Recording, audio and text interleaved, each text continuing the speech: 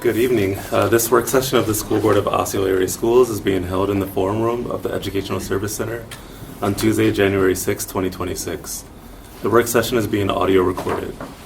The recording will be made available on the district website within 2 business days after the work session has ended.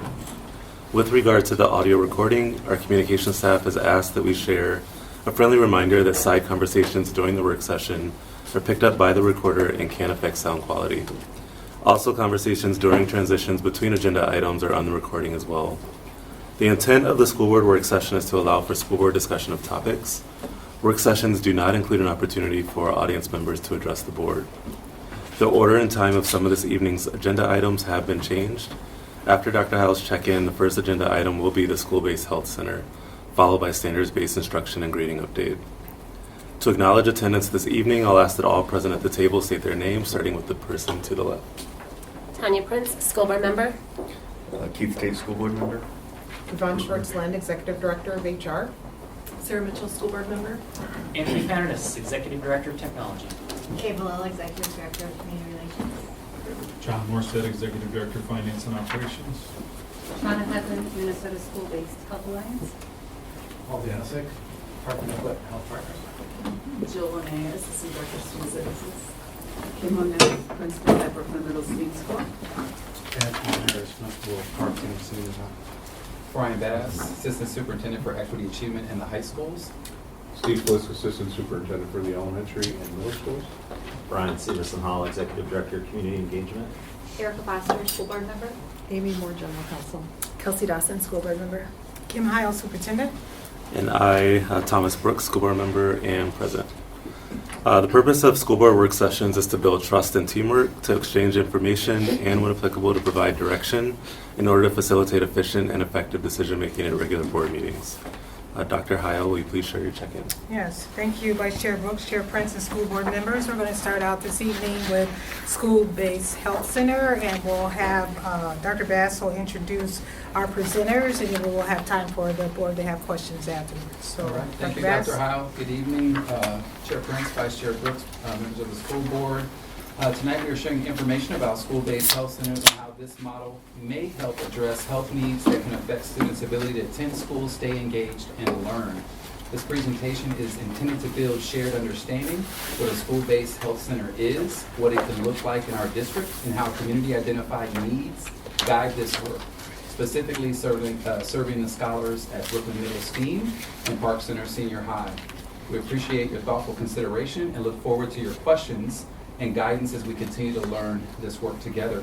I want to also acknowledge and thank 2 of our guest partners who are with us this evening. Shauna, who introduced herself already from School-Based Health Alliance, and Paul Janisic from Health Partners in Park Nicollet. So thank you so much for your support and guidance as we receive that initial exploration grant and all the work that you've done from that point to now to help guide us and support us throughout this. We also have 2 of our highly regarded, respected leaders, Dr. Harris and Principal Kim Nett, who will also be joining in on the presentation. And then last but not least, I want to thank Jill and Nate for being persistent and resilient throughout this entire process with all the roller coaster moves throughout this process. So thank you for your leadership and persistence throughout. So I now will share my screen so that we can present.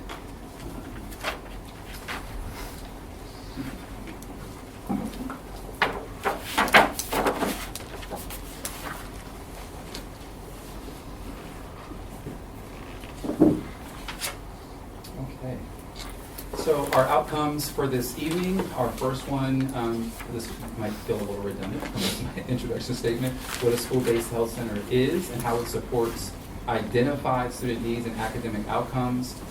Secondly, to review what it could look like in our district, proposed services in alignment with our school district priorities.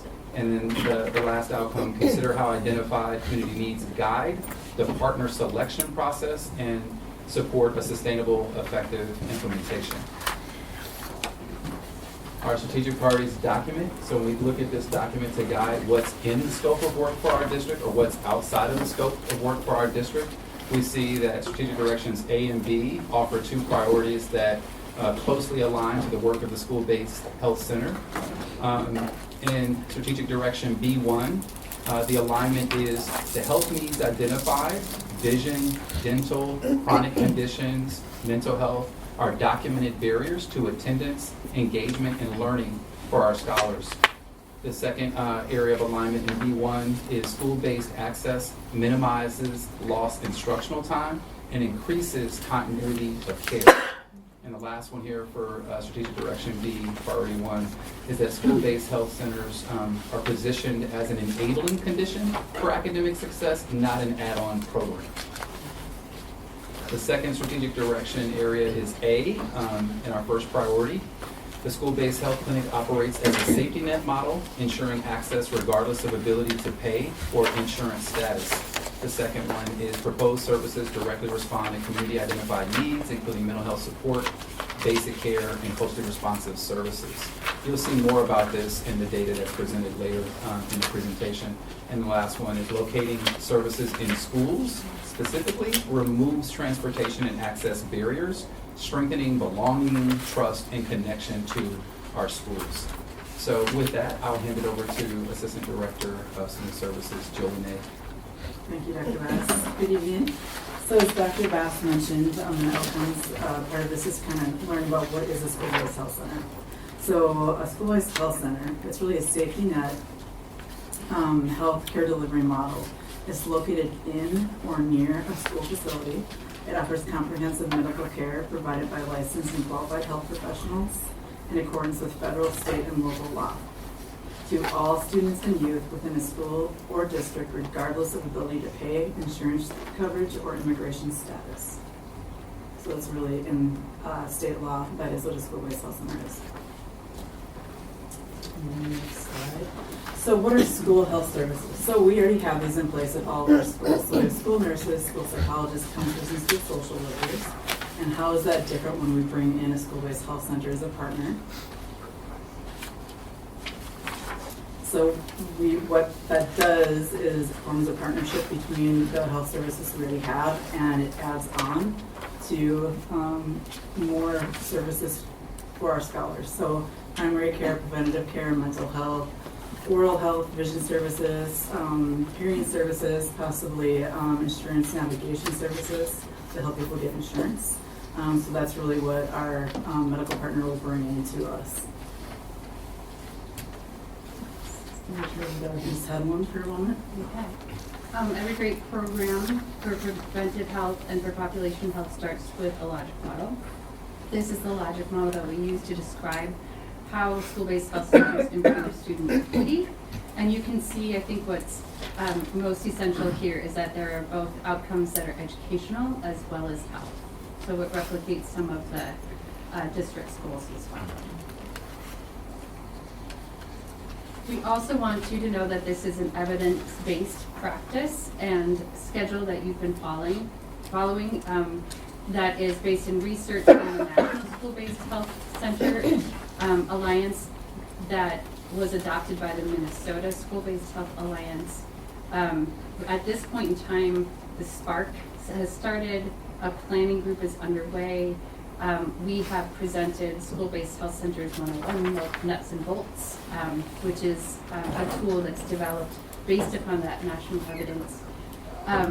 Those partnerships have been expanding and those members have been joining the planning group.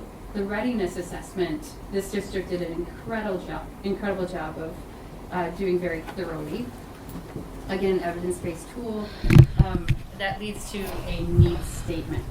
So at this point, as you look toward a healthcare partner in this effort, that entity will progress into the year one business plan to the pro forma, and then you'll work with your advisory as a collaborative agreement moving forward to opening up the school-based health center.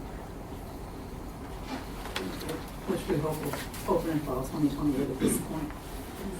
Okay, so Melissa Senes, our district health coordinator, did a lovely survey with our school nurses across the district. She is unable to be here, so I'm kind of just going to read some of the highlights of her survey that she did that you can see up here. So we did this survey to better understand where our scholars are currently accessing their healthcare services. As you can see, everything doesn't totally add up, so nurses were able to report across multiple categories of care utilization. So overall, what we're seeing is the data indicates that many students across access primary care through major health systems or community-based providers. However, a significant subset of students rely on urgent care or emergency departments for primary care or forego preventative services at all.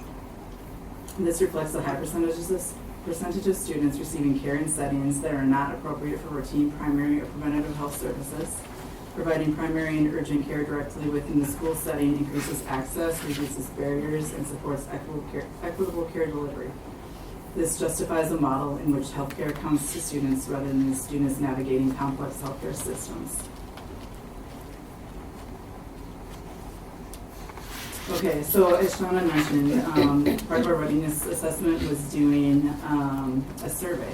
And we did a survey, I think it was last December through January, February-ish. Yep. And we opened that up to the community, scholars, staff, families. It was translated into our top 5 languages. You might have seen flyers across the district with QR codes so people could easily access it. And so here's what the community identified as needs. And these are really what drove our needs statements, and this is also what's going to drive us trying to find our health partner that matches what we need with our community. So really, where they're looking for is access to vision and dental care, access to affordable health care, transportation and access to care, education and support related to human development, nutrition, and chronic condition management, as well as mental health support is a big one. Preventative care, including child wellness visits and immunizations. So this is what came out of the survey we did. And so also this came up through the survey too. What are the barriers that our communities facing when trying to access healthcare? They're really seeing long wait lists and challenges navigating insurance, lack of cultural responsiveness, and logistical barriers such as transportation and appointment scheduling. So those are the big highlights of the survey that we did across the district. Shauna, do you want to take this one or do you want me to take it, or should we kind of do it together? Sure. Okay, I'll start it. Okay, so this slide highlights. Paul, you jump in. This slide highlights the school-based health center sustainability recommendation put forth by the National Alliance. And it outlines the rationale for us selecting Park Center and Brooklyn Middle as the actual site. Collectively, these campuses, Park Center and Brooklyn Middle, serve over 3,000 scholars and have an average free and reduced lunch rate of approximately 62%, indicating both high need and strong opportunities for impact. And as you can see in the first 2 bubbles, we're meeting that right there, picking Park Center and Brooklyn Middle as our site for our clinic. And then Shauna, if you want to talk about the sustainability part, that'd be great. Sure. So this was based upon a study of school-based health centers across the nation and a coin that some of them participated in to identify what business practices and what quality metrics created a sustainable and school-based health centers that were sustainable and had positive outcomes based upon education majors. And as you can see here,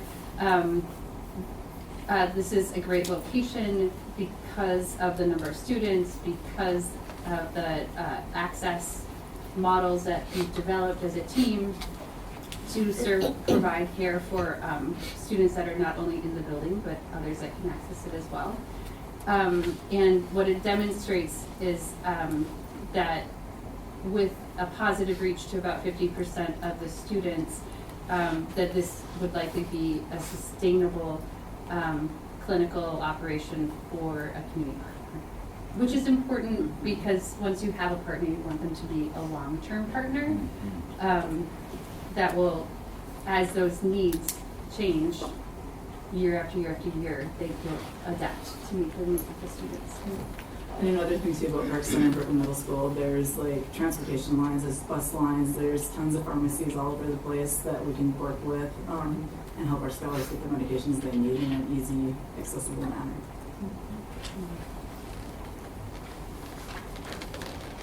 Okay, so I get to jump in to give you a quick idea of where exactly we're proposing this clinic be located. So this is the first floor, main level of Park Center. Just to orient you, the main entry side is the Brooklyn Boulevard side. Obviously, the activities entry on the back side of the dome. The proposed area is actually on your far left on this description on the Brooklyn Boulevard side. So we have easy access off Brooklyn Boulevard and access to, we dedicate parking spaces in the front specifically for access to the clinic during the day. To give you a little more zoomed in version of that, so you can see what the actual clinic looks like. The intention here is we would convert 2 classrooms, about 1,600 square feet, into the clinic space. So it's got 3 exam rooms, an office, some storage area, a reception waiting area. It's important to note that the clinic is accessed through our main entry vestibule, but it is not part of the secure portion of the building. So in order for someone coming from the outside who want to use it, they can come in through the main vestibule. Again, we have our normal security systems so we can see who's coming. They can take the left in that first blue arrow and go right into the clinic. And if you are a student from Brooklyn Middle or from Park Center going out, we would send you through the office and then out into the vestibule, and then that ability to go back in and check back in through the office like you would if you were coming from anywhere else outside of normal hours. So we kind of maintain the continuity of our security process. The next few are just some pictures to give you an idea of the reception area. I think there's a couple shots of that. And then also the exam room areas. And then I'll turn it back on. Yep, and so just so you understand, so what is the responsibility of the school district and what is the responsibility of our healthcare provider partner? So really what we do is we provide the space, which we just kind of showed you. We implement policies that facilitate the students' use of the school-based health center during the school day. We conduct outreach in partnership with the school-based health center. We work with getting consents. Maybe Paul can talk a little bit about this ahead of time. We are the liaison with the school health services, so our school services that we talked about earlier help them communicate and partner. We lead the planning group advisory committee, which consists of doctors and the school district staff that are part of that committee. And we also conduct outreach for the school-based health center and let the community know that it's available to them. And then the healthcare provider responsibilities, they manage the consent process for the school-based health center. They employ the school-based health center staff, they bill insurers, they complete and regularly update pro forma for school-based health center services. They provide health information technology infrastructure. They provide medical equipment and supplies, direct quality improvement, and participate on the advisory committee that I just spoke of. I would just add to this that, so we currently, Park Nicollet has 4 school-based health clinics. And we are in a sustainability study with them, which should be completed in the next month or 2. But they are real partnerships with the district. It's not us doing everything here. It's really a partnership with the school district and the staff that work in the school district. So that all the privacy laws are secure and not broke. But everybody's still working for that student. And they can do that, and they know the ways to do it. There's firewalls of those privacy rules. The Park Nicollet staff do the same thing that they do in a Park Nicollet clinic. So if you come into any of our clinics, that's how they would operate. They would follow the same rules, the same state and federal laws. But as far as the operations and how smoothly it runs and everything, it really is a partnership. And that creates, what I've seen over about 8 years in my role, is about 2 + 2 = 5, which I know is not good math. But it really creates that effect for the student. Because you've got essentially two sectors working for them.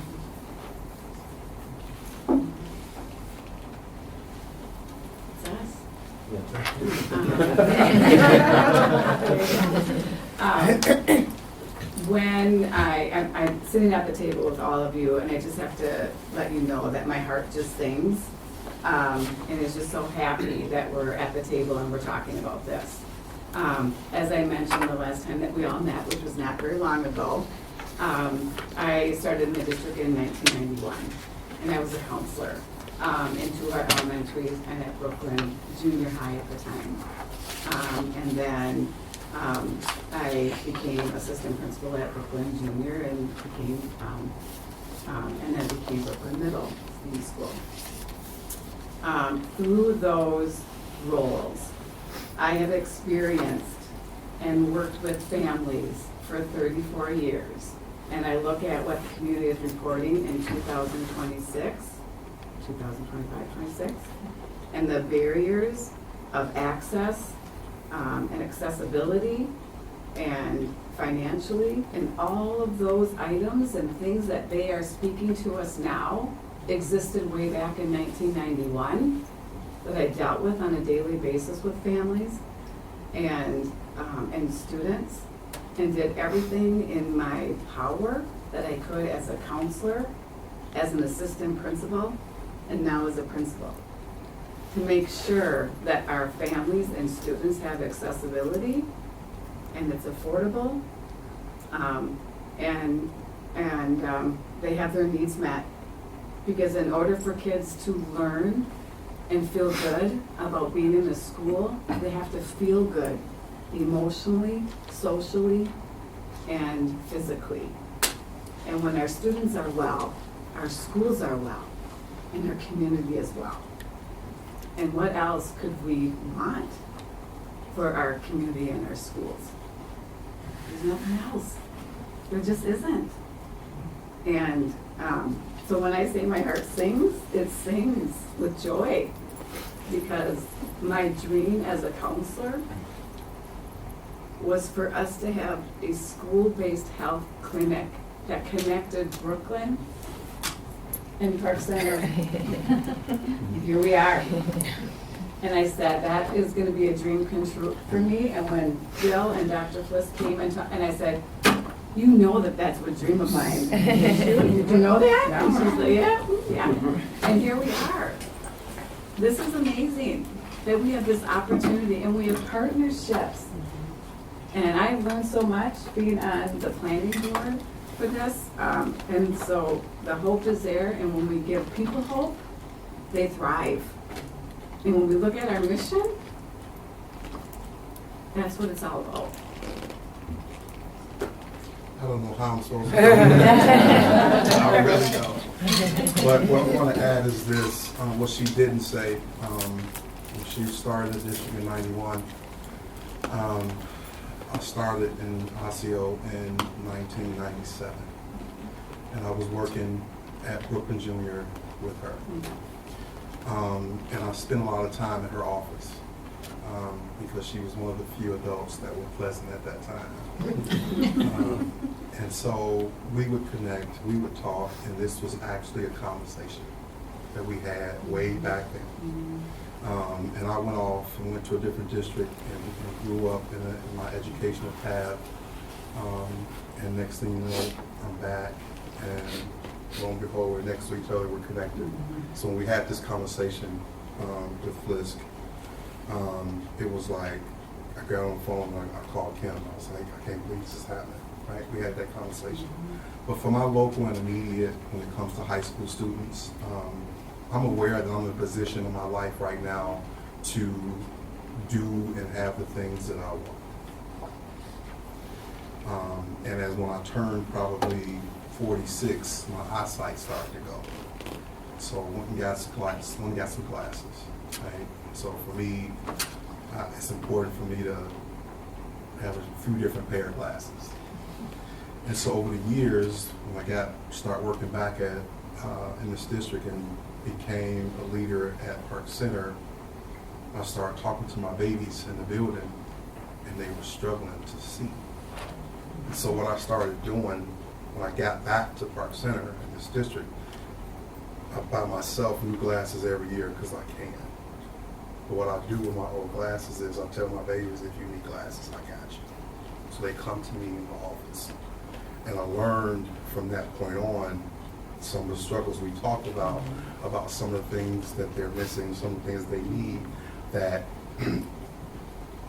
end up creating a barrier in the classroom and their learning, right? So I have probably 25 pair of glasses in my office, and like, okay, try those, see if those work. Okay, I need you to get back to class, let's get this done. And I've not told a soul about that at all. But this is what I'll do for our babies. But to know that we have an opportunity for this to happen, to help our babies, I think is priceless. So we are here to support this opportunity.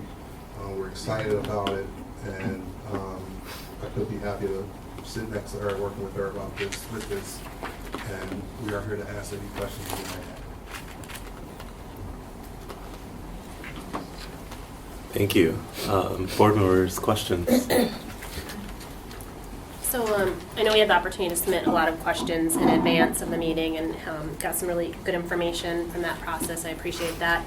One of my biggest questions is around parent engagement and parental permission. So would students require parental permission to make appointments, or would that be outside of parents? Would they use this potentially without parental knowledge or consent? Well, It's to our experts that answer these Yeah. questions. we, in our clinics and all school-based clinics, as far as I know, we collect, we collect consent forms to go to the clinic. Some schools, they'll do it in different manners. Some will do it as part of a parent packet in the beginning of the school year. But if somebody walks in, they don't have that, the staff there, that either the doctor or the front desk staff would do a verbal consent over the phone if need be. Okay, so I just want to be crystal clear, students would not be able to access or use the clinic unless they had parental consent. Correct. Okay. Well, even in an emergent situation? But Yeah, they do it. There are some exemptions for that state. So clinical care provided anywhere ascribes to the same state and federal laws, no matter where it happens. And that's because it's based on the licensure of the provider. And state law in Minnesota creates exceptions for kids to be seen in some emergency situations where they can provide their own consent. And providers in Minnesota, no matter where they are working, have to follow that same law. Yeah, so if my student's having an asthma attack, you're not going, let me get your mom on the phone. first. Medical You just- emergency, right. emotional health crisis. Sure. Yeah. Whether it's the clinic or whether it's my own nurse in the Right. building, you know, that's, we move. Yeah. We Yeah. move. Yeah. And that was my question too, with like who makes the appointments, for immunizations, parents need to have consent also, but, are parents making these appointments, or are students making these appointments, how does that? Different clinics run it differently. Our clinics currently right now, there's walk-in, so there aren't appointments, but there are other clinics that run differently. And it does, it's very much, we always say if you walk into one school-based clinic, you've seen one school-based clinic. They're all so different. And that's because they reflect the culture of the community very much. And so again, state law always applies, federal laws always apply. And appointments are made, generally speaking, by the student because they have access, but they cannot make an appointment at the clinic until they have parental consent in place. And Minnesota state law is 12 years old though, correct? They have privacy. There's that barrier between parents and children. So 12-year-olds could potentially make appointments, correct? Actually, it's a little different. So the minor's consent law, with the exceptions I was speaking about, is not a specific age. It's that applies to any child that is a minor. So anyone under 18 who's not already emancipated. And then there are HIPAA laws that allow a parent to have access to their student's medical record their child's medical record under the age of 18. And then there are healthcare systems that manage access to certain parts of their medical record differently depending on age, but those ages are set by those different healthcare systems, not by a specific law. I thought it was a state law. I thought we had a statute in place in Minnesota. We have a statute in 12. place, it's just not based on an age. Okay. dig that up again. And from the principals, I have a question too. Surveying kind of your students, since we haven't had something like this, have we asked the students, is there a stigma of going, do you think, is this what our students are desiring, or do they feel, just trying to think through that, are they embarrassed to have to go leave class and go to, just you guys are the ones that know the students, so I'm curious. Not at all. No, No, they want to be able to advocate for themselves and be able to get the help that they need in those aspects. So from a student standpoint, not at all. I can honestly tell you that. And that's the same at the middle school as well. Yeah, a little piece of that. Right before the pandemic, we had our Health Partners Institute do a study about 4 clinics about what the educators thought about having a school-based clinic in their school. And the vast majority, it was like almost 90%, really felt they believed that having the school-based health center engaged the student with their own health care, which was not happening. And the second thing is they really believed that it helped their ability to learn because they weren't dealing with these things, that health issues that they were having. So it was that, I really like that, and as an old camp director, YMCA camp director, I really like that engagement with their own health care, because that is a skill for life. That is something they're going to be able to take with them.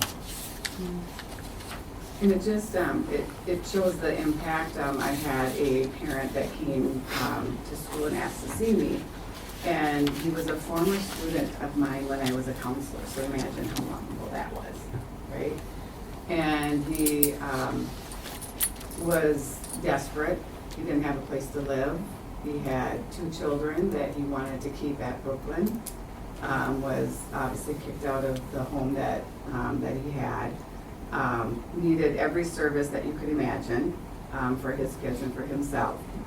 And he said, I know, Ms. Monette, that you will help and that you will help me find the services that I need, because you did way back then. And I was telling Brian this, and I'm like, I don't even know if I really remembered the student. I remembered his smile, but I didn't remember his name. And then he reminded me. And so it just, the impact that it had on me is that the schools are places where families go when they are desperate. And because they trust the people that are in their schools. And so it's a community hub where families access because they know that the people that are there care and that they are going to give them the help that they need when they need it. And having access to a clinic such as this with the opportunities of all the services that are provided, it would have been really easy for me that day to help that family. And I was like calling my social workers and doing this, and I remember that there used to be a service here and there used to be a service there, and all these different services that I had to make multiple phone calls to help this family before I had them leave, because I was not going to have them leave without having an answer for them. And that's what schools do. And that's what this clinic would provide for our families, our kids.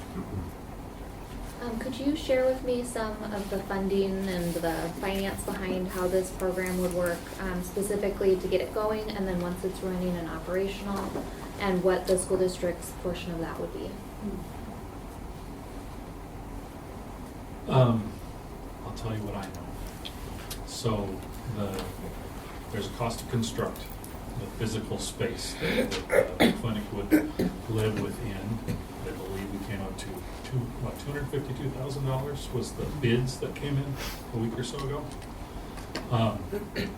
From there, operationally, as a district, our costs are what they've been previously, which is just to maintain the space that's there today, the 1,600 square feet, to pay for the utilities that we pay for today. So operationally, we don't really have an additional cost. The clinic is taking on all the day-to-day operational pieces. We're just doing the maintenance and figure out the cleaning schedules and those types of things that we do in that space today. And then who funds the operation? I guess that's the greater question. Is this grant-based? Is this hoping to generate income based off of the clients that visit? What's that structure look like? Yeah, Again, happy to provide you more specific written information about this later.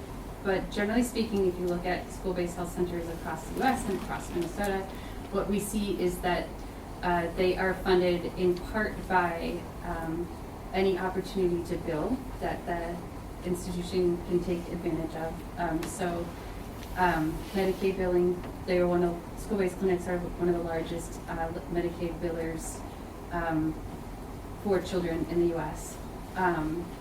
That, generally speaking, allows the doors to stay open. But in a location like this, in a state law, where there's state laws that say that it is a responsibility to turn no child away for their ability to pay. If a kiddo is uninsured, they will still see that kid. And so there are uncompensated care costs as well. And generally speaking, we see the healthcare provider or a collaboration between the healthcare entity and the school seeking grants, whether they're federal, state, or foundation grants to support some of those extra costs. How So would it's a they- combination of funding. How would they determine a student's inability to pay? Again, it depends on who your partner is, your healthcare partner is. But traditional methodology, like you would at any clinic, that they'll fill out some information about their income. They will be asked for their insurance. They'll meet with a navigator that will help them with insurance. Some systems have contracts with navigators like Minsure or Portico to assist with that.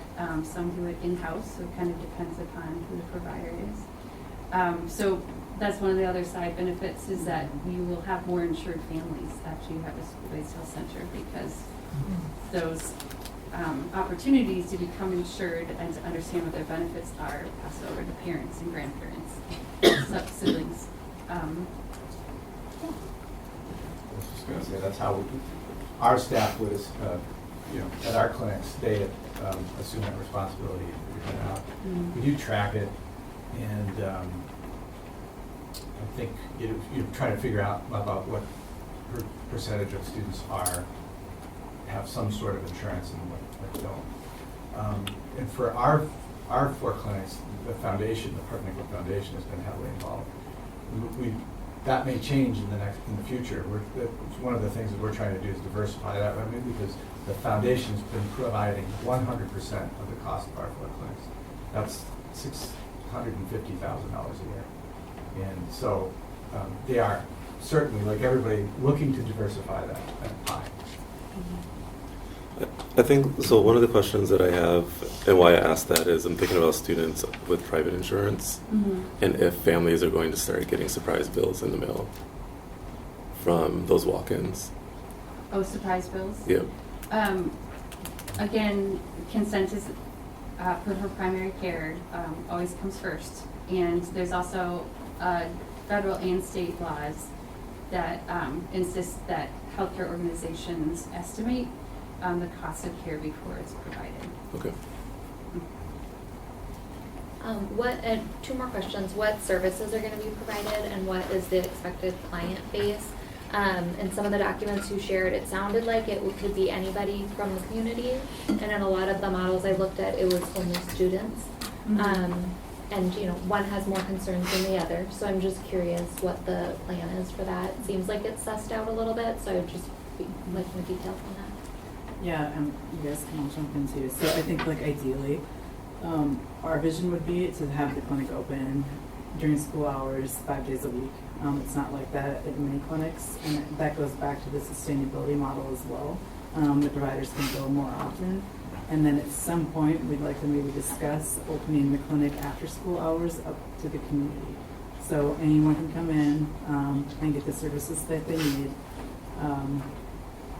And what services would be provided? Yeah, what services? Because you mentioned and highlighted the priority services, but that's quite the mix, and it doesn't seem like that facility could necessarily house all of those services. Yep. So vision and dental, there's a space for that. The mental health, there's a space for that. We didn't go into the detail of all the rooms.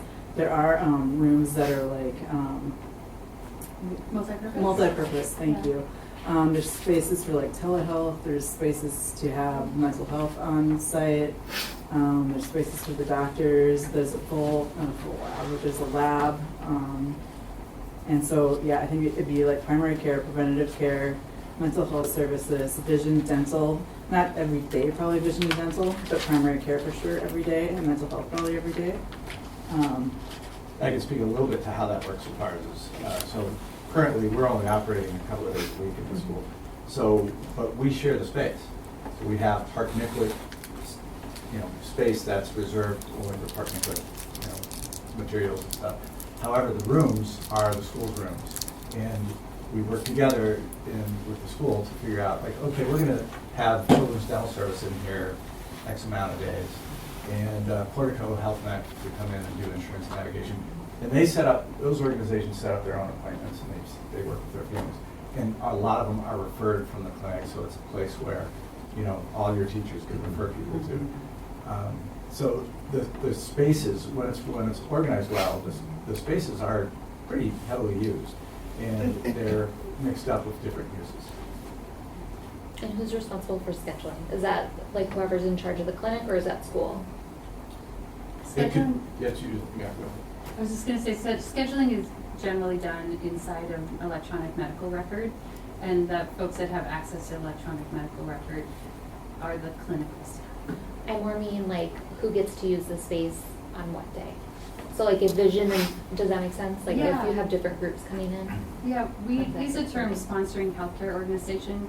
It's actually in that legislation, and sponsoring healthcare organization refers to the clinical system that will have oversight of all of those different pieces and how they work together. And generally speaking, that is one of the main topics that an advisory group would actually lean into as well. The number one factor of success at a school-based health center in terms of outcomes for kiddos and in terms of sustainability is a positive relationship between the school and the healthcare organization. So that's why that advisory board is so essential. A solid memorandum of agreement is so essential, and finding the right partner is really important too. In the conversation, Paul, did I hear you say in your other schools, you're only there a couple days, it's only open a couple days a week? Currently, and again, we've been doing this way for 20 years, 30 years almost. So we're looking at how to do it differently and more sustainability. But currently, we're only in there a couple of days a week. And in the schools that you've been in, so I'd be interested to see that your outcomes from your when did you say that was going to be available? The sustainability study? Oh, Yeah. Probably by the end of February is basically a health partner's internal look at it. And I would say too, that study is looking at the most sustainable potential model, and it is very unlikely, based upon national evidence, that the most sustainable model is being there a couple days a week. Right. In a school that has more than 500 students, a free and reduced lunch rate as high as we see in this school, and where we anticipate that the utilization will be high.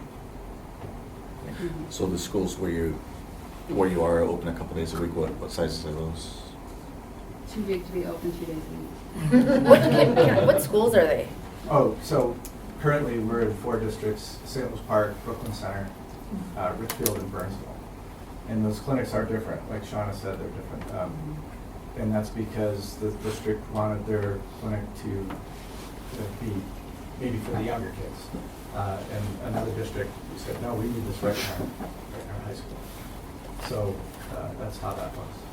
In fact, when I took the job, so this was a number of years ago, I was very impressed upon that we don't call them Park Nicollet clinics, it's the community first, the school, we're following the school's lead on that.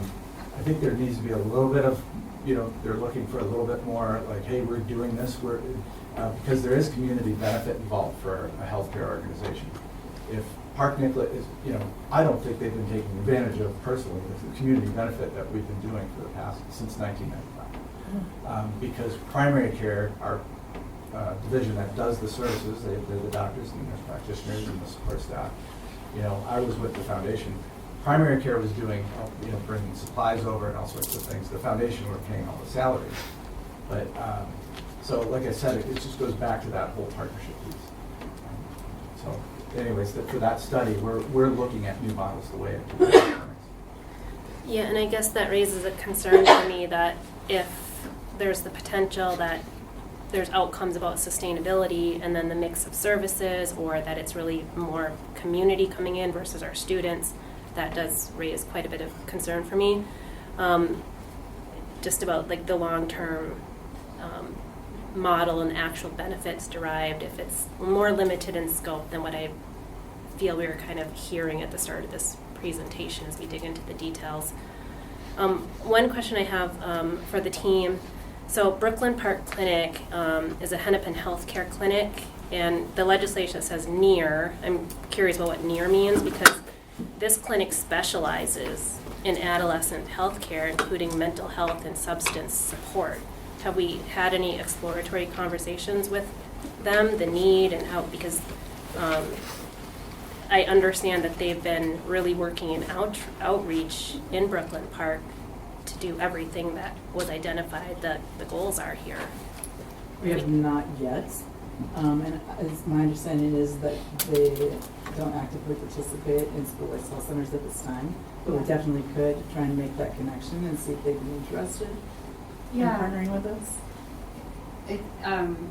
Without going too deep into the weeds, one of the things that we do as an alliance is we build the capacity of healthcare organizations to provide sustainable school-based health centers. So we are constantly constantly working with many healthcare systems in Minnesota, from healthcare foundations to large systems like Fairview, to Children's, to tiny neighborhood clinics. What we find in Minnesota is that the most likely candidate to be providing a school-based center is tiny local clinics. They have a community ethic that's really strong. And so one of the reasons that we worked with Melissa Senes to talk to her team about where they referred kiddos to is to see where are they actually going for care. What routes of access do you already have in this community? Where are there already connections? And then, Park Nicollet has been helping with the process of development, but very much supports as well that you as a district need to pick the healthcare organization that works for you in your model. Mm-hmm. And specifically, we work all the time with Hennepin Health. They work with North Point Community Health Care Center, which is a federally qualified community clinic. And North Point provides 2 school-based health centers in Minneapolis schools. Every high school in Minneapolis and St. Paul has a school-based health center. So they have been involved that way, and they just don't have interest or a model right now of directly providing school-based care. I just want to say I'm really proud of the direction that this is going with healthcare for our students. It's really important, and there isn't enough of it. I've witnessed recently firsthand with my own daughters, one of her best friends experienced a mental health crisis, and the school doesn't have the capacity to provide continuity of care. And so it becomes really fragmented, when a family is trying to navigate a healthcare system and a school system. I mean, it's very complex. Mm-hmm. And there isn't enough clinics. I know my son had the flu.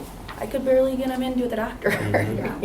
And we also, like Antoine's, we have access to healthcare all the time. Anywhere I can go, anywhere I want, And I also think that I know healthcare in this country is not equitable. Mm-hmm. It exacerbates disparities in every single way. So I think this removes barriers to learning. It provides so many opportunities and access to our families. And Paula, I think the point that you made I didn't even think of is like, one of the greatest disparities, especially in communities of color, is going to the doctor and having relationships with your providers. And so if we can start young to say we're a partner in your health, we're a partner in your longevity in life, with your mental health, with all the things.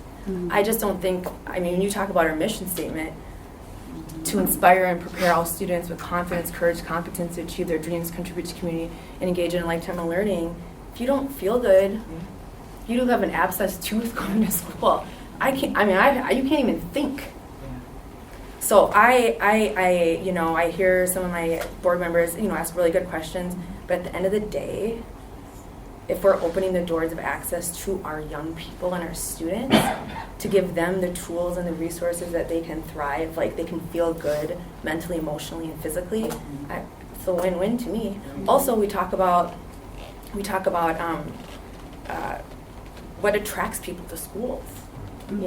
That's huge. If you tell me Minneapolis has all these, I just think I love it. I think that it's so fun to hear, it's interesting, it's good to hear like your connection to it, like all those years ago. And now to have this opportunity at hand, what the cost is and the benefits of it, it just outweighs the benefits of any cost that it would be. And that partnership is just really, really important. And healthcare should not be a privilege. I just want to add, for my local intermediate at Park Center High School, I have 2,100 students in my building. And I can't begin to tell you how many students come in there not immunized, not knowing where to go and what to do. Lori shared about my students that struggle with vision and students that need physicals. And I'm not even going to begin to talk about the mental health aspects of my babies and the things that they need on a daily basis. I have one of my teachers sitting over there in the blue union shirt right now, and he can attest to that part for sure. And what we talk about on a daily basis with our kids and what they need. We partner right now with People's Inc. Sorry. And I have 2 therapists in my building, and I don't have enough. I don't have enough. So to be able to have this opportunity for all those pieces we talked about, from a high school standpoint, I can speak for me. This is valuable for our babies on the east side. It is valuable. I think it's valuable for your parents. Yes. The parent stress that it can reduce is remarkable. And teacher stress. Because teachers are trying to find resources for kids that have come to them, and then, and how stressful that is for them as well, trying to find the resources, and working with kids and families and going to counselors who are trying to also work with various students. And we have mental health workers in our school as well. And there's a huge waiting list. And then you feel just helpless, and it's, and like I said, I've been in the district for 36 years. But and to have that continue through all those generations of students, I know 3 generations of families, and hearing that same story, this is just a pivotal moment for all of us, for our families and for our community. It absolutely is. And I can speak from experience from being a counselor to a leader in a building with 1,000 kids. I did have, one more question, ditto to everything you said. I'll come back to that. John, so this would be a lease, so they would be leasing the space from Osceola Area Schools, is that correct? Yeah, typically with other partners where we've engaged in this, there's a lease to outline the usage and to identify what are our responsibilities, what is their responsibilities. But typically that lease is at a 0 cost. It's already a building, we already have absorbed the cost, but the regular operational cost that would be our portion in that building. And again, again, I forget, is the term safety net model? You know, so we're asking the provider to take on some risk too. So the benefit there is to say, we'll go with a zero, a lease that we're not gonna charge you to use the space because you're taking on other costs that we wouldn't have to incur in return for you bringing this service inside our front door. Yeah, and we have agreements with all of our 4 districts that mercifully are very easily understood for a health partners agreement. And just outlining, you know, school district takes care of these things, health provider takes care of these things. It outlines those shared, you know, like how we share the space, if we share the space, and then how do we decide to do it. And it's really up to the school, but you just confer with us. So it spells those things out, it identifies the space and the terms and that sort of thing. Thank you. And Director Brooks, if I could add one thing too, I was just going to share, you know, we already do some services. You know, one area of my responsibility that many of you are aware of is preschool screening, right? So to me, that's a benefit to families and kids to get them off to a good start. To me, this is a beautiful extension all the way through middle school and high school, right? To continue that type of work. I think it's a whole 2 years ago now, but I had the opportunity to visit both the North High School health clinic and also Brooklyn Center Senior High, Brooklyn Center's clinics as well. At North was kind of fun. I was there during passing time, and I walked into the clinic and watched 2 high school students walk in at the same time with me, and 3 or 4 more kids came in during that hour. So they were, you know, I didn't know what they were there for, but I think they did physicals for high school and medical and eye support. And then when I was at Brooklyn Center, I wanted to pick up on Shauna's comment about school partnerships with your health provider. Seth Ryan, who's the community ed director in Brooklyn Center and former program manager to KidStop here in Osseo for 12 years, he does the partnership with the school. And since we've known each other, I said, okay, tell me how it really works, right? How much work is this for you? Do students access it? Because I'm very interested in this. I think it's a great resource for the community. And he just said, you know, you got to have your advisory council. You got to make sure the leadership of the school supports the clinic. And so for me to have Kim and Antoine here saying that they wholly support this, I think that's great, because that was what Seth's #1 piece of advice to me was, because he said the health providers, they're professionals. They're going to do what they're supposed to do. You got to nurture that. But I just wanted to throw into the space that I had the opportunity to visit a couple different student-based health clinics. I was very impressed. I liked that students could literally not leave the school and go to their health clinic and get the services. That I don't know. I don't have any better access to many things like that in my own life, right? That's the definition of access in my personal opinion. But I just wanted to share those couple things that I got to experience on visiting some clinics. Thank you. And sorry, one last question. So I know we have a nurse at the enrollment center that does immunizations. We have our school nurses. How does this impact our nurses? How does this improve their day-to-day? What's that partnership look like? Brian, did you want to speak to the immunization at the enrollment center first? Brian Stevenson Hall? Yeah, so the Yeah. immunization clinic at Northwest Family Service Center, Enrollment Center, that's been a long-term partnership with the Northwest Family Service Collaborative. Just this year, their board is switching to mental health services. So they're going to end their contract with us on June 30th. That's a limited number of appointments at that particular immunization clinic, although we would also do like 2 times a year pop-up clinics where you could come into the parking lot and get services. So that's been over a dozen years partnership, but that's about to come to the end because of that particular grant. But yeah, so that that immunization nurse will no longer be at the enrollment center starting July 1st. So for me, when I had a conversation with my nurse, She did a backflip. She was excited. And she was excited because, the struggle is we have students who are not immunized, and so she gets on the phone, she's calling parents. We need to get you immunized, get your student immunized before they come to school. And parents, if they don't have insurance, if they don't know where to go. And now we are taking away from time in school because they can't get this done. So it's one of those pieces to where we are eliminating one of those barriers of our babies being in school, being in class, but also having the medical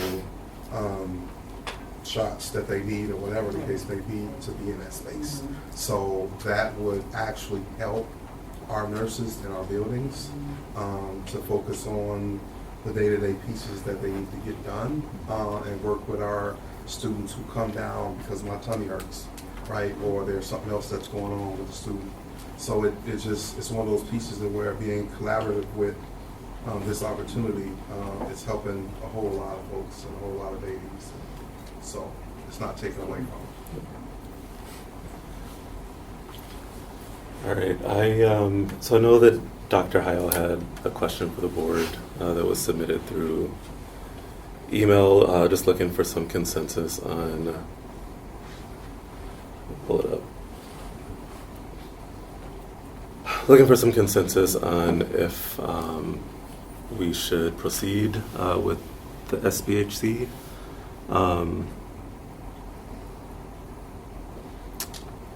I'm assuming that you all saw that email and have had some time to think about that today. So just wanted to get a pulse on where everyone is. And go ahead, Dr. Adam. And one of the things is we don't have to make a decision for something today because this is all coming at you at one point, so you can lead with that information. So even if we could think about the second part is what's more important on the 20th, that we have approving bids for Park Center's renovation. And at this time, John can speak to it better, how it's presented in the bid right now, it's like everything for Park Center. So we didn't want at any point for that not to be approved, and then the other $42 million of things of work at Park Center not to be done because of this other part here. So the question would be, should we have an alternate with the other one? Did you want to speak to? Yeah, so when we solicited bids, we listed all the pieces of the school-based health clinic as an alternate. So we can give direction to ICS, our management company, and the general contractor to say, we want a recommendation to either accept or not accept this alternate. Either way, if because the timing is not trying to mess with the timing for Park Center's general construction, which is going to take 3 summers and is a ton of work. Stop. It's something that I would say if you need more time, my suggestion would be we just not accept that alternate, and we can do it as a change order later if we want. So we have that opportunity today to do that, where you're not tying anyone's hands, but we don't delay the project in any way, shape, or form either.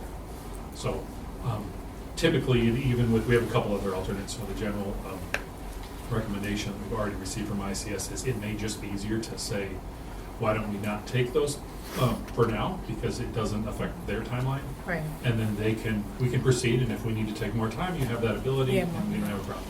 There's more time. Decision, not on this one, but there's more it's time just overall knowing that for the is clinic. in there. Yes. So you may see in the paperwork something that says alternate for these in each of the bids. But that would be, I believe the recommendation we would say is that we will just recommend the base bids and not the alternates. I would appreciate more time. I think this is a lot of information. Even some of the data I think we need as a district being responsible to our taxpayers. I don't feel comfortable with the level of data provided to go back to them and say this is a service that we need to tack on to our schools. I think we already ask our schools to do too much, and putting another service within education, I don't think that's the purpose of the education system. And I think there are service providers close by that our students can access, especially along that corridor. There's places with under a mile. So for me, I would pause on moving forward with the alternate, and that would be how I would choose to vote.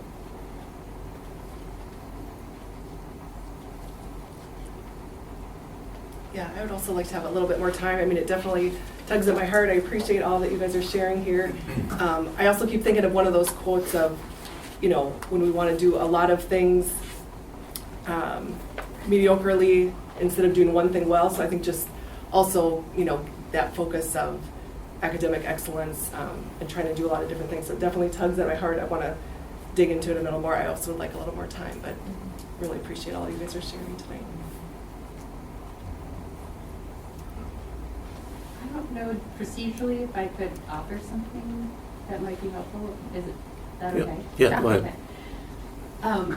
Generally, I absolutely support, as a former educator myself, as someone who worked at the Capitol on the General Education Fund, as in policy on behalf of parents, I definitely support the idea that the General Education Fund is used for educating kids. And I will say, there are very likely very few costs that would be incurred that in starting a school-based clinic that you don't already have costs that are covering those cares already. For instance, one of the things that we really work toward is everyone working at the highest level of their licensure. And so if you have your principal looking for referrals to folks to give immunizations to the kids, that you're paying someone not to work at the highest part of their licensure. We heard superintendents say that they almost can't afford not to have a school-based clinic because most of the cares that you're providing in the school are being addressed just in less effective and potentially more costly ways by your staff. So for instance, the number one founder of school-based clinics in Minnesota is school nurses. And what they find is that they are consistently tempted to work outside of their scope of practice. They provide our emergent and acute services at times when that's not what they are licensed to do in the school. And the school-based clinic simply allows them to stay within scope and then passes those other cares to another entity, a healthcare entity, that is then appropriately funded and licensed to care for those kids. And so the school nurse actually does more of what they're supposed to do, and then you're giving those other cares to an entity that's sharing the property, but the district is not funding. And most educators would say they've become the ad hoc mental health providers of students as well. And so this means that young people are getting appropriate care from a healthcare provider, which is also reimbursable in the healthcare system. So you're taking advantage of having them nearby, so seat time remains the same, behavioral issues decrease, and your teachers aren't trying to be mental health providers. So generally speaking, what we see is it takes a while, but it's a reset. It allows the district to spend more time educating and less time being healthcare providers. And it allows you to appropriately spend education funding toward education rather than ancillary healthcare services that could be more efficiently taken care of by a healthcare partner.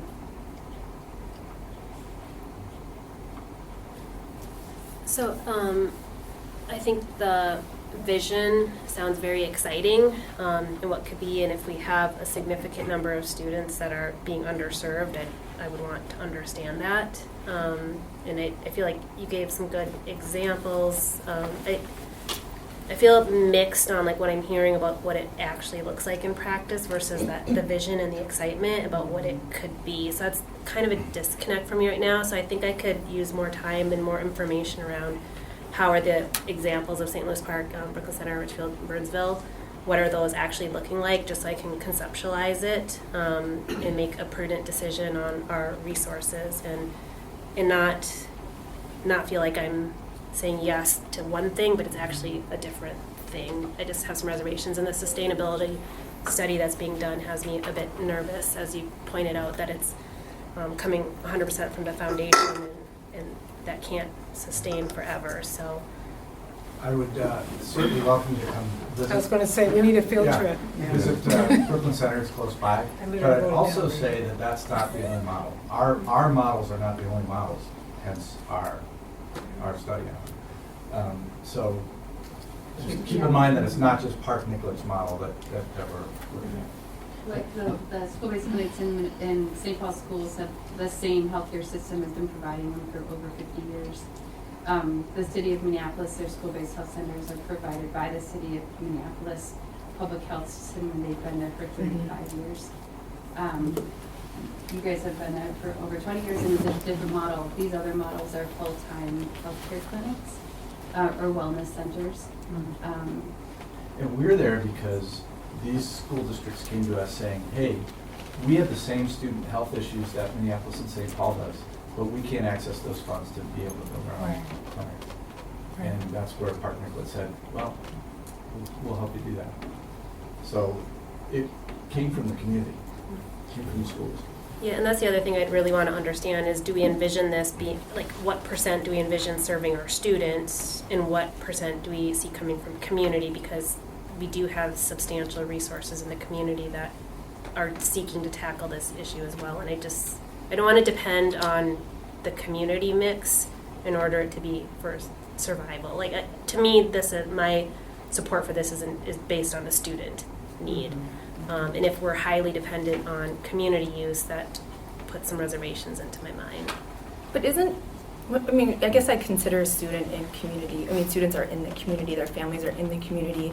There is not, in our country, we can't ignore it, healthcare is not accessible to everyone. It's just not.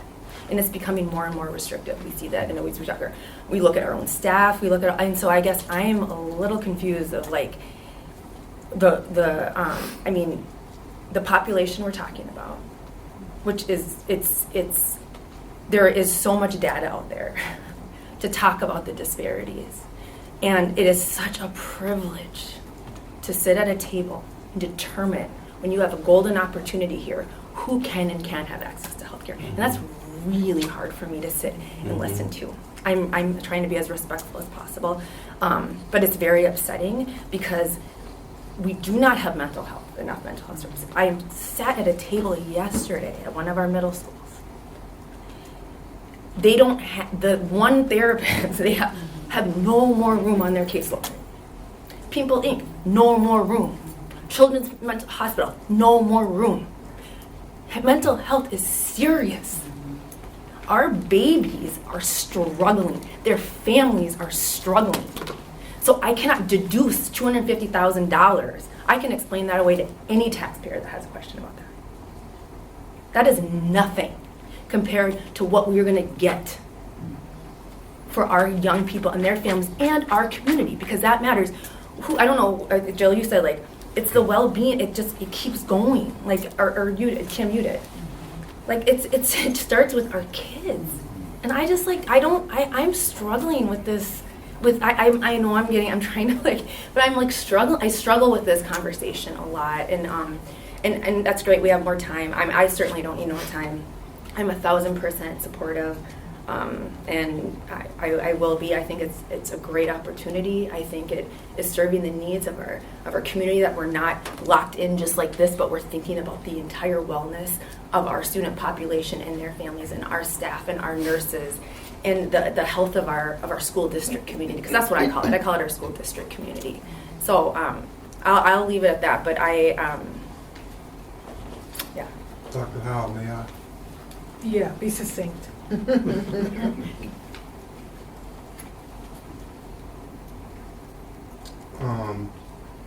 I welcome any one of you to make an appointment and come to my house, come to my building. To see the things that my nurse struggles with, to see my two therapists who struggle to see kids because they're booked, and the things that they need. You are welcome to come to sit in front of me at any time. We can have those conversations to get any questions you may have answered when it comes to Park Hill High School and the need. I just want to put that out. open invite.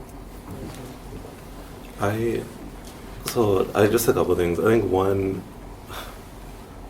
I've been struggling all day with this discussion because it is so much of a no-brainer to me.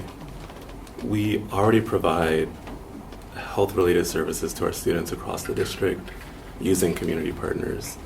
This fits in nicely and continues to elevate the work that we're already trying to do in our district. The need for our students, particularly in this area of our district, is so clear, and you all did a great job highlighting the benefits of this program in the beginning of the presentation. I think the other piece for me that I just wanted to thank staff on is the fact that you took a DPAC recommendation and continue to move it forward and sort of sustain that recommendation over this long period of time. I think too often DPAC recommendations seem to go into a black hole, never to be heard of again, and to see the work that's happened and the partners that you've been able to bring in, the fact that you've been able to visit and we can leverage experience from other sites across the metro that have similar programs in their schools. I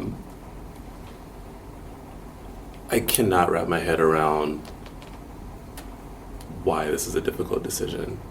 I think like many of the other board members, I did have a long list of questions, many of which were answered naturally or asked by others. But for me, like this always comes back to meeting the needs of each and every one of our students, and the more resources that we can provide them, especially at a limited cost to the district, and keep them in the classroom, allows us to continue forward in meeting our mission. So I just wanted to thank staff. I did have a lot of questions. My mind is racing, but I just wanted to communicate that I am excited about this. We clearly do need it. I know firsthand how difficult it can be to access healthcare. And so just thinking about our population and who this would serve, we need it. Yeah,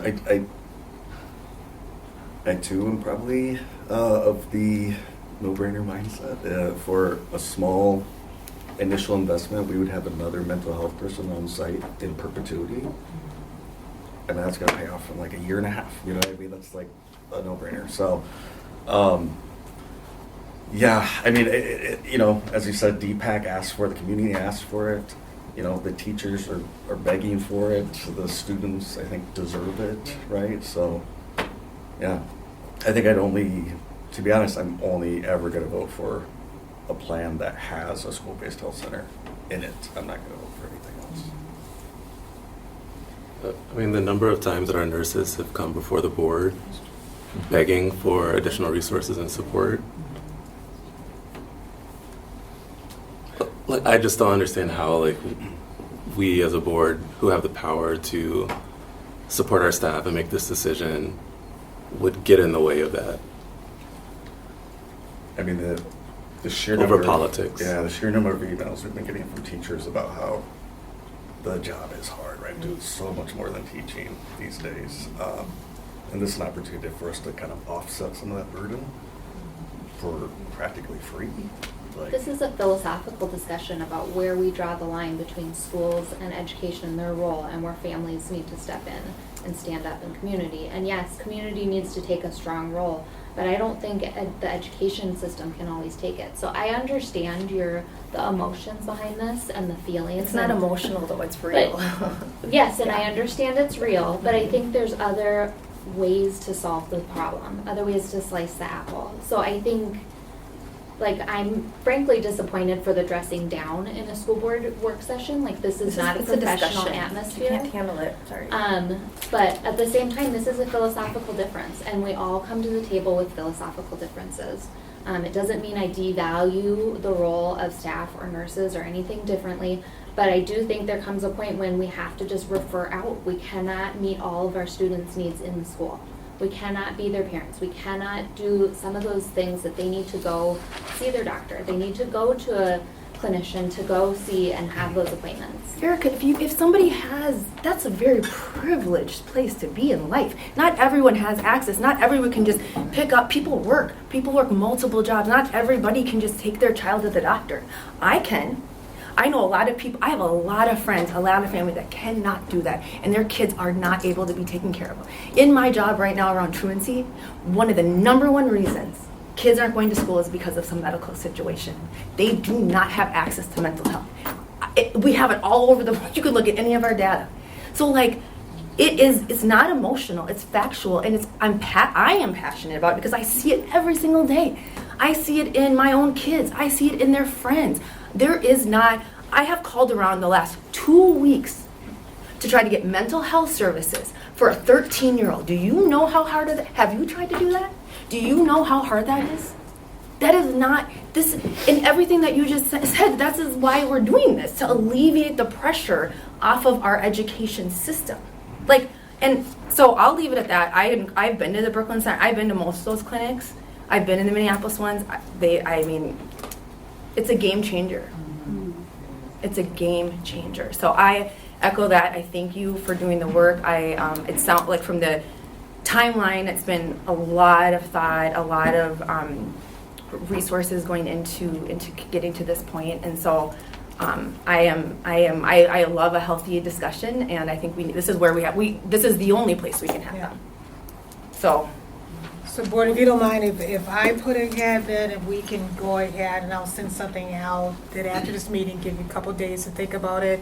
Further questions that you may have, Ms. Shauna, if you don't mind, at some point you said you can give us more specific information as well.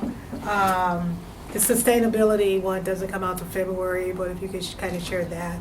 Just to be very clear, that is simply for Health Partners. We definitely okay. have sustainability Okay. Data around school-based health centers for nationally in the Okay, state. so you would be able to share that information with Jill? Okay. That run different models. Ours is an internal sustainability. I see. Internal, Okay. Study for our 4 clinics. Okay. Which we're changing the model. Yeah. And if we change the model, I can guarantee you it's going to be something. You just didn't want me to give you homework. I know what that was. So Shauna, if you don't mind sharing that information with Jill, and then I can share it with the board. And I can also include in that some information about funding at the state level that's specifically for startup of school-based health centers. You're operating in that grant right now. Federal funding, this is very much supported by that would be great as well.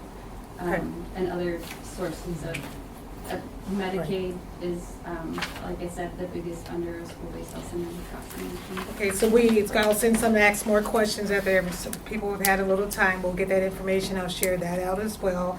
I'll offer a field trip. Jill, you can probably help with that for those that want to go. And do we have permission that it's okay for just next week to move ahead with the major part of construction? It's okay at Park Center and put a pause on the alternate? I know you want to keep going. No, I have something else to say. This is also tied directly with our strategic priorities and goals. So it's just, I'm so disappointed in this conversation, and it's about humanity. It's about being caring about our kids at the end of the day. And so I'm just sorry that this can't move forward in the way that it was intended to within the entire plan because of some philosophical. Somebody doesn't believe that. Sorry, I didn't mean to. Can I clarify? I just need a little more time. I'm not saying that we are completely I don't want anyone to leave with the thought that this is killed right now. For me, I just want to understand some more of the facts, and I want to know that it is going to take the pressure off, and will it really dedicate another mental health, because we know there's a constraints on it. So I just have a few things that I want to understand more. I feel like exploration and continuing the conversation is still on the table right now for me. So I hope that was clear in my responses. I have reservations. I want to make sure that it's doing what we're saying that we want it to do. And also some additional facts have been clarified through this process, which was how many classrooms were being converted, and the 250 versus a number that had been maybe floated in DPAC that was different than that. So, Clarifying question? My understanding is that in order to accept the funding that MBH has offered for school-based health centers, the district has signed an agreement already that states that you'll be starting a school-based health center with that funding. So would that, just to be very clear, that would mean restoring that funding to the state if the decision's made not to move forward with the school-based health center. I don't speak for Even them. if it's just, it's an exploratory grant. The most recent one, It's an extension. and Talking about then the capital one? the second grant. Second grant's still an exploration extension. It revoked anyway, because the first one we wrote it, so the second one doesn't exist anymore. We sent that and revoked it. Good point. Okay. Okay. So what did you guys just say, so everyone can? Everybody can We hear. have two active grants, and they're both, I believe we have two active grants. They revoked the second grant that we just got, but they're gonna blend it back in to the original grant. And the thing with that grant is it's about $500,000 all in, like 3 and 2. And one ends June 30th, 26, and the other one ends 3 years. Where am I going with this? You can't spend it on any capital, and so that's the tricky part, and that's where that $250,000 startup comes in. But we can spend all that money on everything within the clinic, such as furniture, exam tables, I mean, whatever we need, computers, office furniture, and The so. design fees. Mhm. We did all the design fees. We paid the design fee with Wold, yeah. Dr. Heil, can you, so when you send out a communication, can you let us know when we might revisit this conversation? Yes. Wait, are Yeah. you saying, do we have a certain amount, or we're gonna lose the grant funding if we don't decide by a certain time? I wasn't understanding what you No, meant. it's still exploring. It's exploratory. Okay. Yeah. I believe, I'll double check, Shauna's got me. But I don't think that's clear. I think they're Yeah, both, that- they're that- both Yeah. emerging. The only thing that's exploration potentially at risk was a different grant that we talked about today, Yeah. which is a $500,000 grant for capital specifically, so for construction only. But it expires on December 31st of 2026, which means we'd have to speed up our current timeline to utilize that. But there are a whole lot of other fingers and pieces to that one. So we need more discussion on, is this the right thing for us or not? And so we just have to talk more about it. We just basically just had a brief conversation earlier today about it. Okay, well, I want to be really clear before we leave this conversation. I want to understand that. So can you repeat? Well, I want to be really clear. Like, so we have the capital is the grant is. Jill, can you explain the two exploratory grants that we have? Yeah, the two exploratory grants that we got are for new and emerging clinics. They can be used like what we did, to look for partners, to work with architects, to build out spaces, not build out, but to plan, design, thank you. It can be used for anything that's not capital. So it can be advertising, it can be signage, it can be hopefully security, I have to check on that. And then if the capital one comes through. So the next thing is the team started to look for, can we find somewhere to pay for the $252,000? Right. So that's the new thing they were talking That's about, the we new- have not gotten. Okay. No, we just had an exploratory conversation. We did call indeed. with them today, yeah. Yeah. And then, Some and call that it grant indeed. is $500,000 that would cover all of the construction costs and provide additional technology for two additional, so there's 3 criteria for that grant. There's the health component, there's a work enablement component where the school would provide space to help educate workforce across generations, like community ed offers adult programming for community ed in the evenings, and then the other component is additional education offerings. So those are the 3 things that this grant has to include, and if we're able to meet those pieces, then we would have an award of $500,000 to cover all of the construction costs, as well as some additional technology to support the education and work enablement programming that we would obviously need community ed, More ABE discussion. at the table. So what I can do just right away tomorrow, I can just send out information about the grants. Sure. So I can just do that right away and still let you think about other things, but we'll send out information on the 2 grants we have and the one that we are exploring. Thank you. Okay.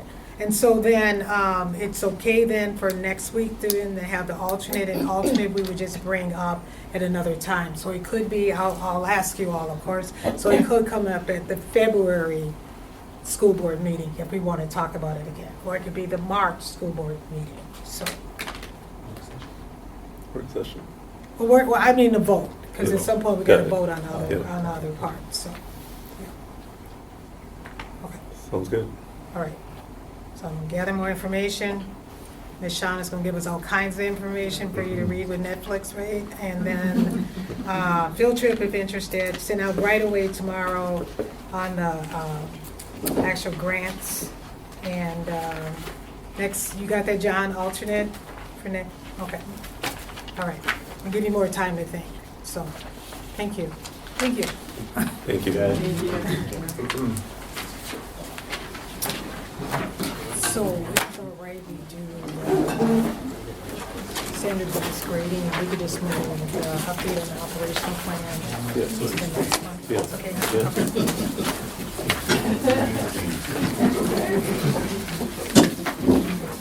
You want to know or you want me to do it? I can do it.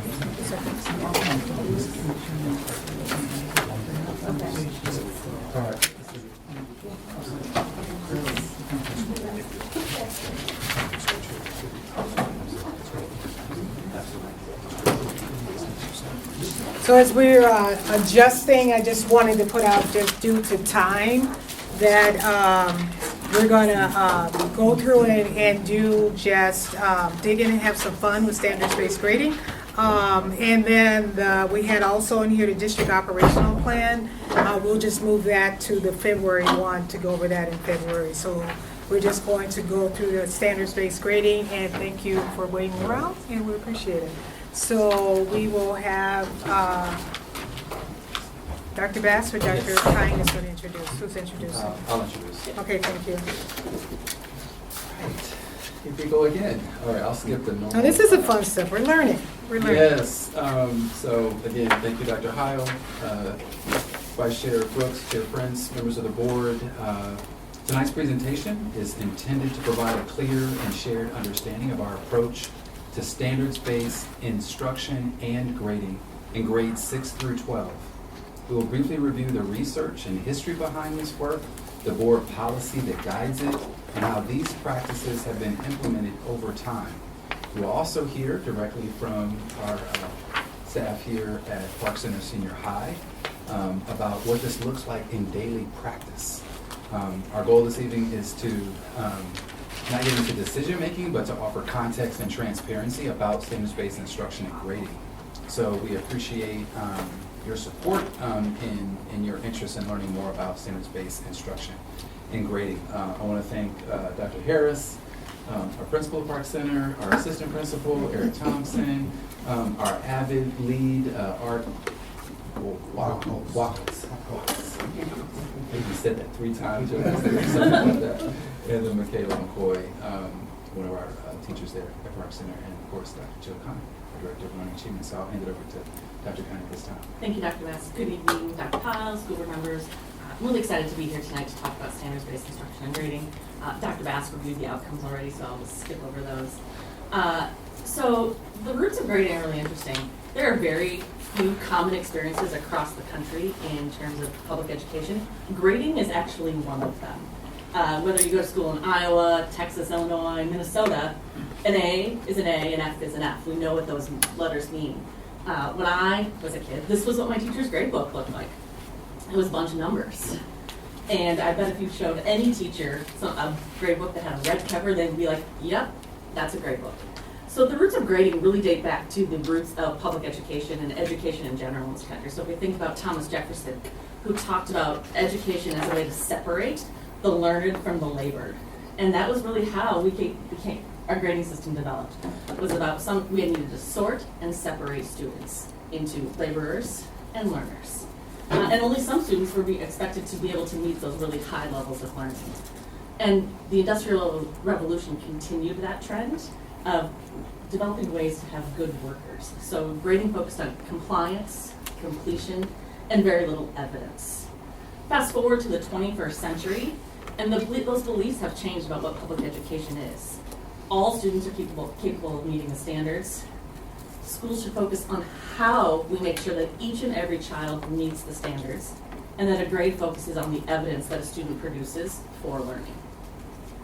So this is some of the research that we use here in Osseo. There's probably 170 some books on standards-based instruction and grading.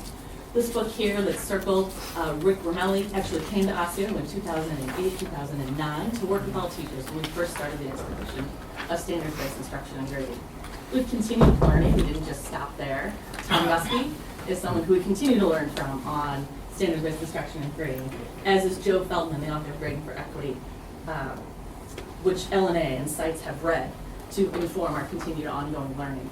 And I'm privileged to work with the author of these two books as we train teachers across the country in standards-based instruction and grading. Osseo started this journey in 2007, and I'll talk more about that in a second. Grounded in these 6 principles, which is the attachments to the documents. There were the standards for grading and reporting. These 6 items are all embedded in those standards, and I'm going to go through each one of those standards in the presentation. But there are 4 words at the top: meaningful, accurate, consistent, and supportive of learning are what we believe that grades should be for students. They should meaningfully communicate what a student knows and is able to do. They should be accurate based off of evidence of learning that a student submits.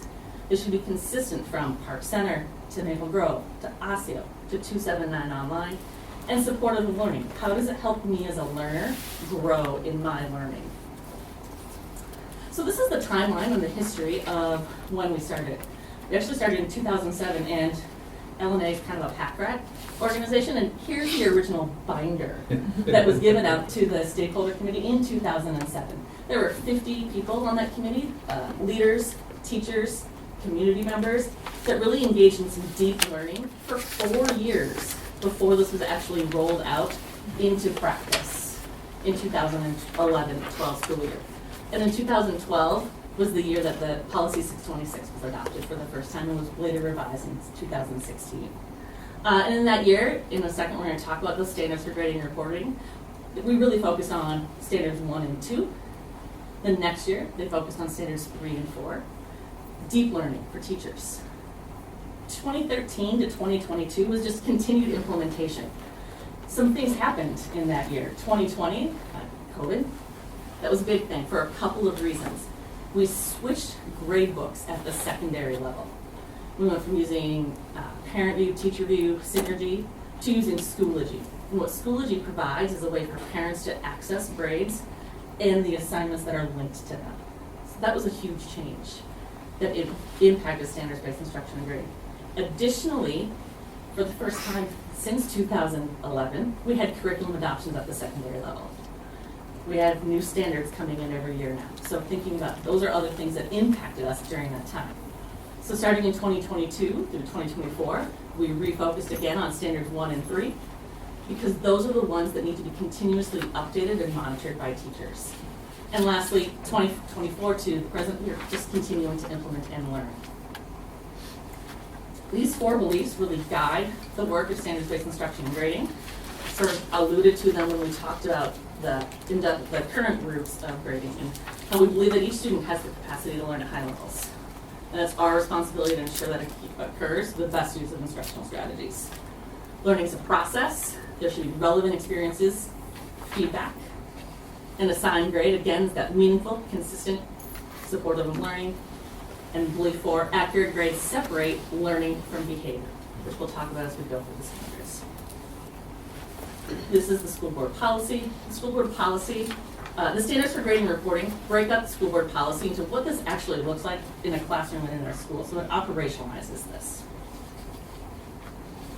And here are the standards for grading and reporting. If you want to have a handout with you as we go through them, that would be a great one to look at. It's just the back-to-back page, so you can see each of the standards in detail. This is the high-quality core instruction components, and equitable grading practices are a piece of that. That's standards-based grading, that we're focusing on the grade level standards for students and grading the students against the standard and not against something else. And with that, we're going to jump right into standard 1. Student academic grades communicate academic achievement based on clearly defined academic performance standards. In the state of Minnesota, by and large, those come from MDE. We have a few other areas, such as career and technical education, that don't have standards from MDE, but have them through national organizations. Letter B, grades are determined by comparing student work to the grade level standard as opposed to comparing the work to other students' work. And lastly, the one that we're going to spend some time digging into is letter C. Entries into a gradebook are organized in a way that clearly aligns student work to reporting standards. So going back to that red gradebook with just the numbers in it, this is what that gradebook might have looked like. So we've got a bucket. If we picture a student's grade that has a bucket of stuff in it. And in this case, in the traditional system, you have projects, end of the unit, assessments, tests, quizzes, homework, classwork, all in one bucket. So I would get a grade. So then we sort of move to what I'm going to call a transitional bucket, where we separate out summative or performance, end of unit, end of learning kinds of assessments, tests, projects, into what we'll call summative assessments. And then we break out practice. Right? So if we think of it in terms of playing an instrument, our practice would be just practice, rehearsals. If we're thinking about sports, it's practice. If we think about summatives in music, it would be a concert or a recital, a play, or performance. In sports, it would be a game. So here we're separating those two categories out and really focusing on summative as the evidence of learning and formative as where we give feedback to students to improve their performance on the summative. In standards-based grade, I'm going to have you put your best geometry student hat on right now. You're welcome. In geometry, there are standards, and when we write standards-based grades, when we think about that, a team of teachers comes together and looked at the standards and said, what are the big buckets that students need to demonstrate mastery on? In this case, it's transformation, sort of changing how shapes look, solving triangles, data and probability, measurement, and logical reasoning. Those big buckets are the summatives. And it's broken out in a grade book that says, all right, Jill Kine, solving triangles. She didn't do real well on that, but she did really well on the other ones. The little buckets are the formatives, the practice. Well, she didn't do well on solving triangles because she didn't do any practice. This has a few benefits for us as a system. So I think about after-school credit recovery. I failed geometry. True story, Jill Kine failed geometry. Because I couldn't solve triangles. That's a big thing in geometry is what I've learned. Pythagorean theorem, yeah, not my thing. But if I failed geometry today in Osseo area schools because I couldn't solve right triangles, rather than having to repeat the entire trimester of geometry or year, I just have to do the portion that is solving triangles to demonstrate that I mastered those skills. Additionally, I remember my grandmother going into Mr. Townsley's classroom, true story, and he said, Jill can't solve right triangles, because he knew what standards I was missing. So as we think about teachers working with students and families and be able to communicate clearly and accurately, having a standards-based grade book allows us to pinpoint exactly the skills that students need to work on. Standard 2 is about separating academic achievement from non-academic behaviors. So the first one is about group work. I'm sure none of you have ever experienced being in a group and you're the only person who does the assignment. No one's ever had that experience, right? This says that we really have to rely on the individual student evidence and not the evidence of the group to determine a student's grade.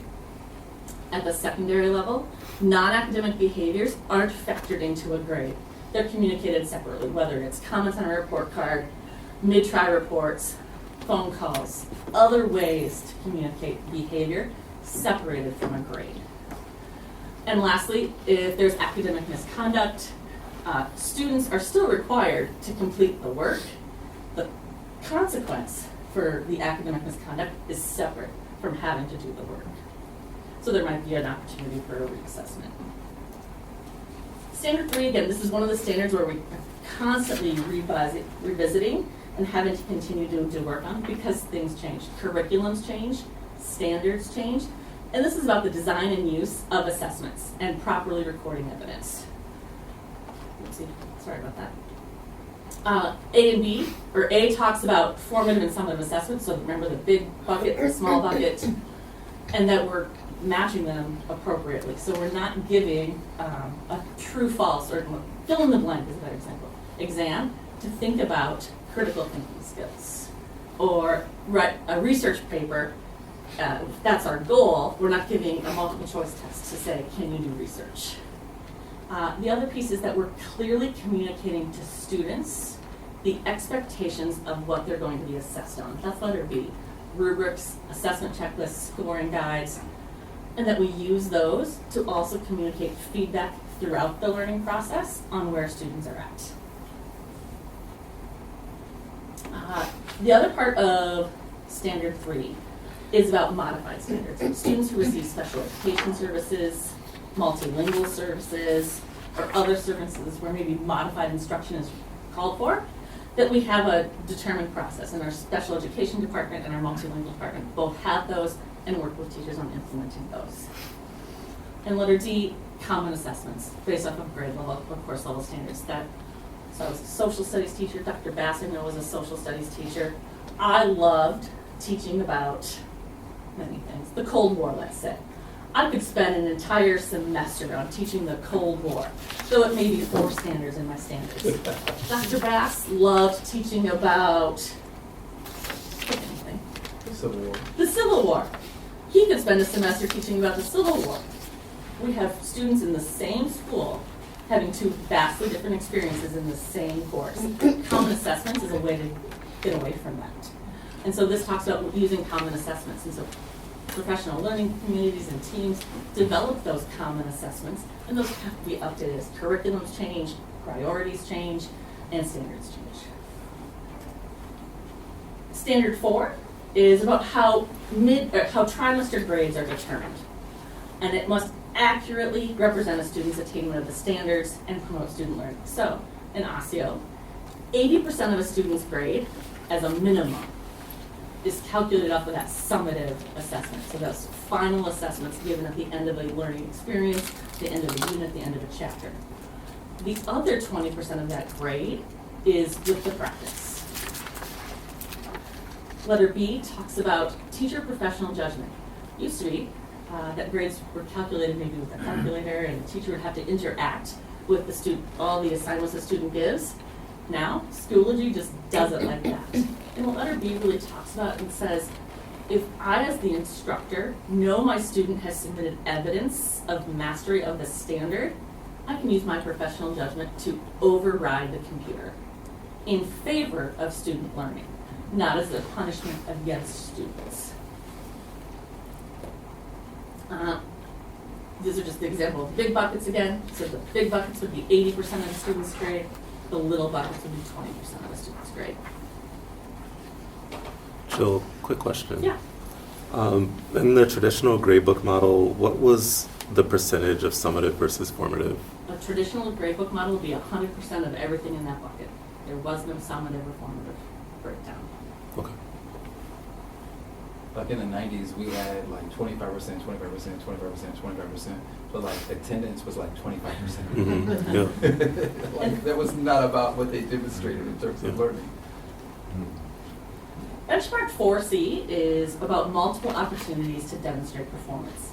Now what this says is that students have more than one opportunity to demonstrate mastery of the standard within a reasonable time frame. It doesn't mean they have unlimited time to do a summative assessment. It doesn't mean they have unlimited opportunities to redo a summative assessment.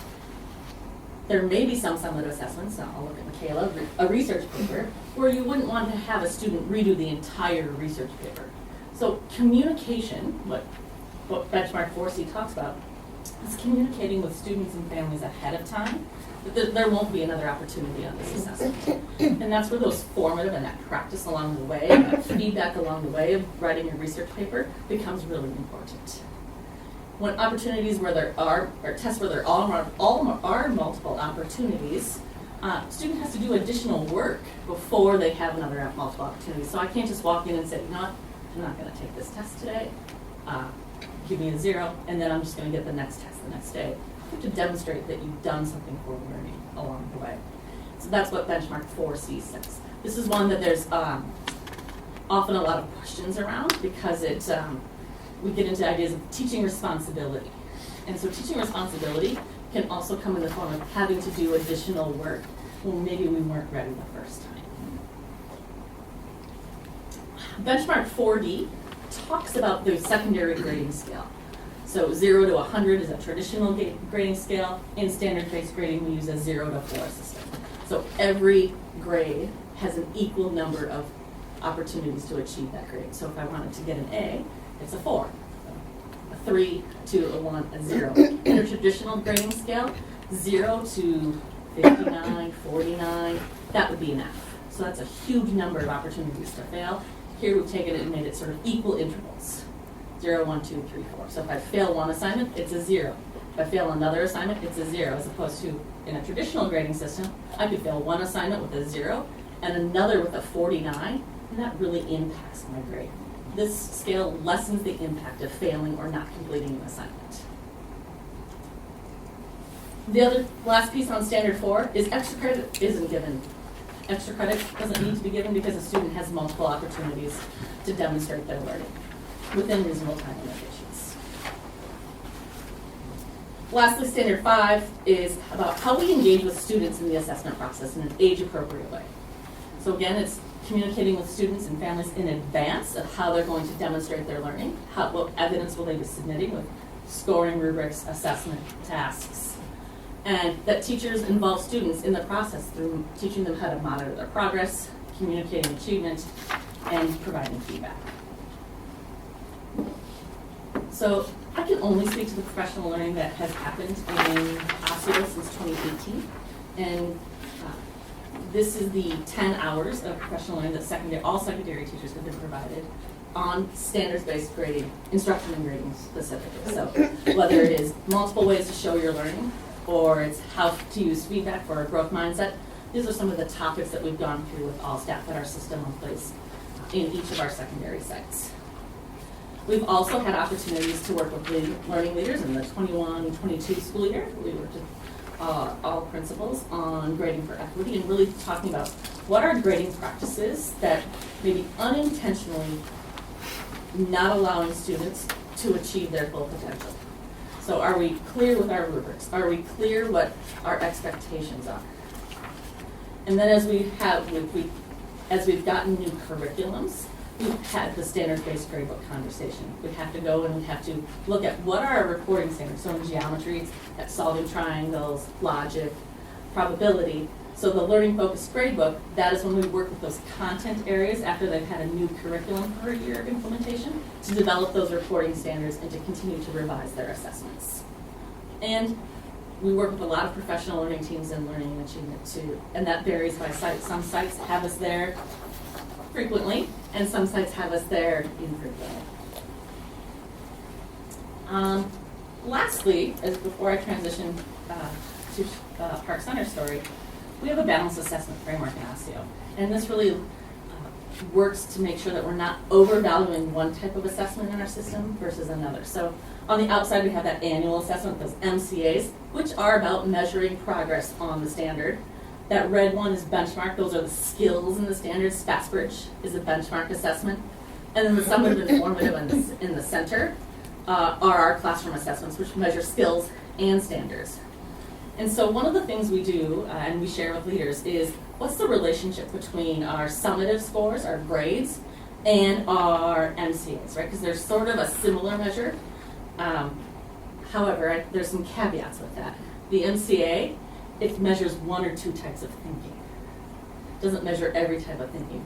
So the reading MCA at 10th grade and 6th, 7th, and 8th grade only gets at reading and reading comprehension in a multiple choice way. There's not an opportunity to explain my thinking, to show that I can find the evidence and explain why this is the best evidence for an answer. In fact, there are 20 anchor standards in English. Only 6 of them are assessed on the MCA.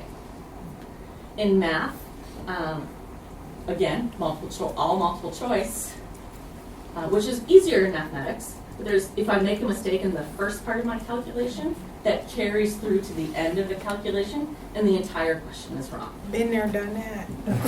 Right? Yeah. Right? So, but in a classroom, we have ways to acknowledge that students know the concept of how to do it and the procedure, but they made a tiny calculation error, and we can give them feedback along the way. So what this graph shows is the variation between trimester 3 grades and performance on the MCA. It's a standard deviation calculation, which I made sure I didn't make a calculation error on. The light yellow and the dark yellow are middle school and high school English, while the light purple and the dark purple are middle school and high school math. Now there's more variation in mathematics. That's something that we work with our math leadership team on what's going on there. What's interesting is that in the data nerd world, there's not like a number that says this is what the variance should be. So that's just sort of interesting. What we want to see is that continue to decrease, and that's something we work on. So are our assessments really measuring our standards in our classrooms?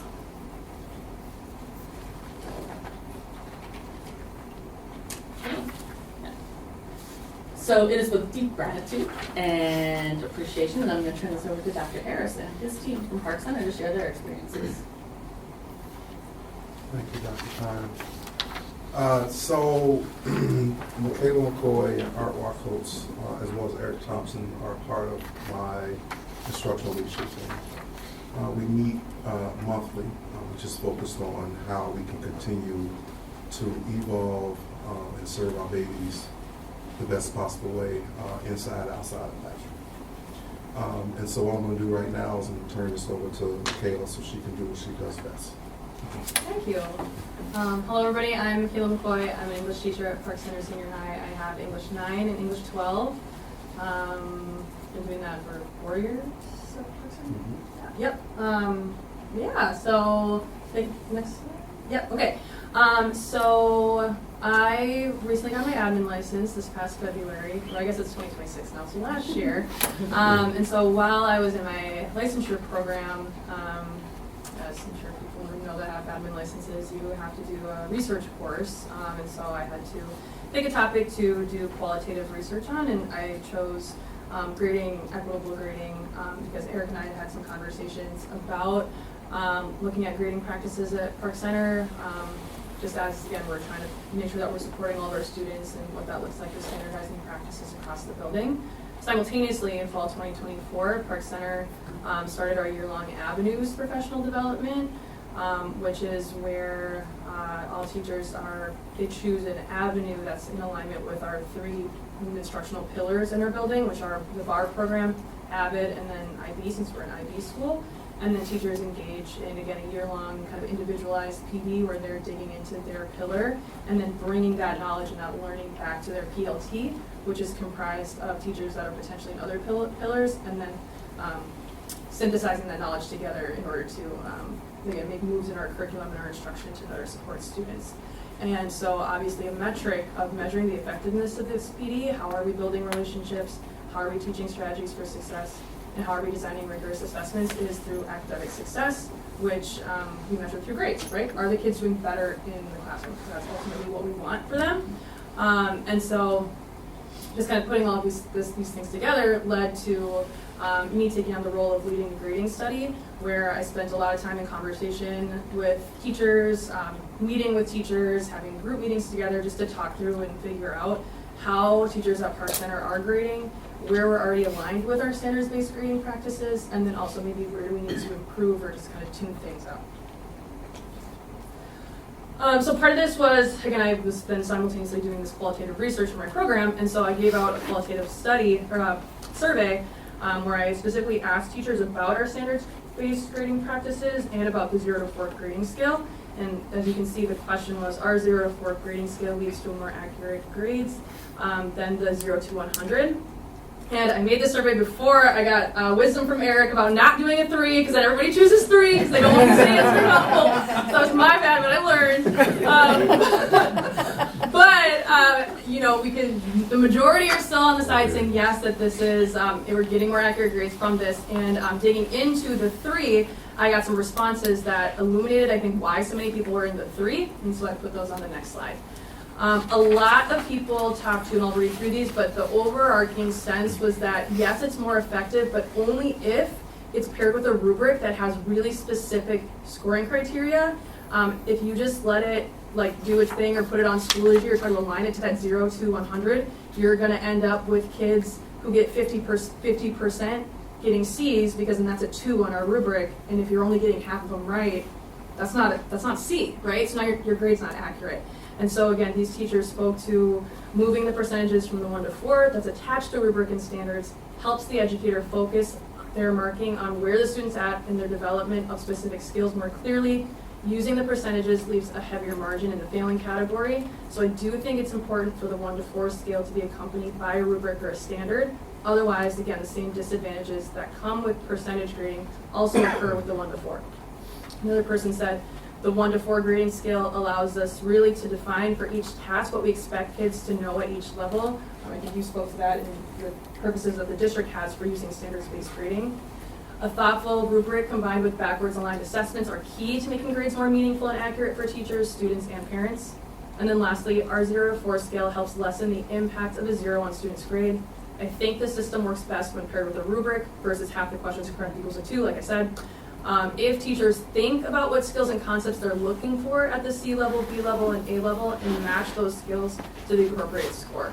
And so this does take work on the teacher side of things, right? We sit in our PLT or our course-like meetings, and we have to carefully design our rubrics and think about what are we really looking for at each of these scoring levels. What is the grade level standard that we want to see from them? But it also then allows us to give that more meaningful feedback. I just had a conversation with a kid this morning where he was like, hey, why'd I get this grade? And I was like, well, let's look at your rubric. And I was able to say, it's because you see I marked that you got this, but you didn't get this. And then they're able to go through that and then see clearly, and their parents can see clearly, what do I need to work on, right? What standards have I not mastered yet?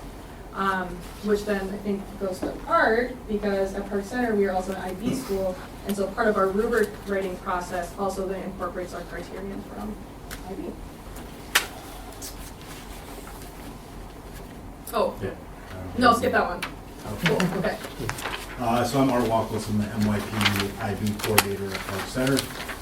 It's interesting the dates that Dr. Kine showed, because I came here in 2012, and I remember being in the intro meeting and listening in the teacher orientation about standards-based grading, and actually going to the person presenting and saying, do you guys actually do this? Because I was so shocked. Like, I couldn't believe it. I came from the Chicago Public Schools, came to Minnesota with my family, was teaching out of Rockford, and the fact that I came to a school district, had no idea that they were doing standards-based grading, was amazing to me. It was something as an IB teacher that I had done for years. And so when I came to Park Center and I saw that we had these PLTs together working to really lean into these ideas of how we can build teacher efficacy and creating rubrics and assessments to be on the same page, was amazing to me. Like, we had this time to work on it. And as an IB World School, we also have the rubrics that are explicitly created to guide that learning, which is awesome. It's a big reason why I came to Park Center, because I'm an IB guy, and that's where I wanted to be. And ultimately, the equitable grading thing just reaffirmed that. It showed that we have people and teachers really invested in this at Park Center. We spent a lot of time creating, recreating, having those conversations with students to say, this is how you're going to get better, which ultimately makes it, I think, easier to be a teacher, because it's like I can have that open conversation with my students. They trust me, that I trust them, that we're going to get to the point of success. That's the whole goal. And ultimately, that's really the goal that we have. If you want to move on to the next one, is getting this idea of kind of a conceptual understanding of a well-planned assessment as a group builds teacher efficacy, which puts us on the same page and really empowers us all at Park Center to say, hey, we are using our collaborative time to make sure that you're going to be more successful. And the kids know that. They figure it out. They know the teachers that they can talk to that are buying into this and know this. And it creates an environment overall that has this culture of lifelong learning, which is the core of what we want to show. Hey, we're all in this together. We all want to learn. I want to learn from you because I'm 47 and I don't know 6'7" and all that. I want to figure out what the reality is. If I'm doing this assessment, what do you not get? Because what's the point of me giving it to you if you don't know what it is, right? So ultimately at Park Center, that's a big thing that we all do. We all really strive to get to that. So as we transition to some question time, standards-based instruction and grading is really a work in progress because standards change, curriculums change. We need to revisit our common assessments. Is this what we're actually teaching? And are these assessments measure that? Do our formative assessments provide ample opportunities for students to get feedback so we can almost predict their performance on that summative? Rubrics have to be then updated and making sure that our grade books match what we're asking our students to learn. Continued learning curriculum. And it's really also about reflecting on our practices and our beliefs. Do we really believe that all students can achieve at high levels? And how do we make sure that we have the scaffolds and instructional strategies in place to make sure that happens each and every day for our students? Engaging students in the grading process, talking to them about this is formative, this is why formative work matters, because it's a predictor of your summative performance. And supporting PLT's insights in the day-to-day. So with that, what questions are lingering in your mind right now? Before we have questions, Mr. Thompson, would you like anything else you want to add? The part that I would add is everything that we're doing at Park Center is maintain our alignment with the district's practices. But then going to our staff and saying, what does this actually look like? What is your experience in teaching our students, and what do you need in order to be more successful? And through that process, working with Michaela to create the study and really center ourselves in the teacher's voice and what they were experiencing, and then working with our IB coordinators to provide the structure and the professional learning that our staff need to align with the district standards and align with the IB rubrics has been just a tremendous process to lean into that concept of how do we push our students to their highest level and support our staff and supporting our students.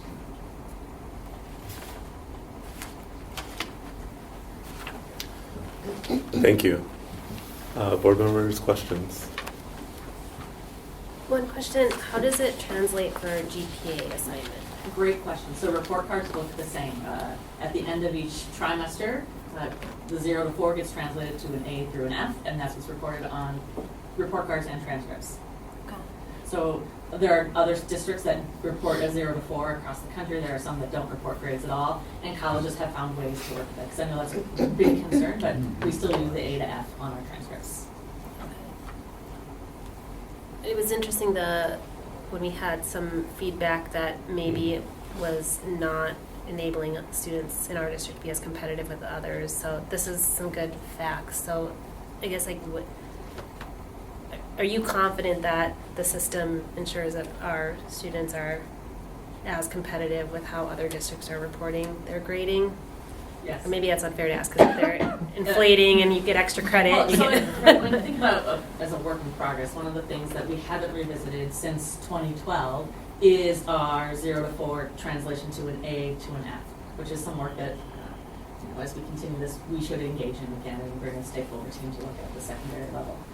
There are 1, 2, 3, 4, 5, 6 districts in the metro area that use standards-based grading solely.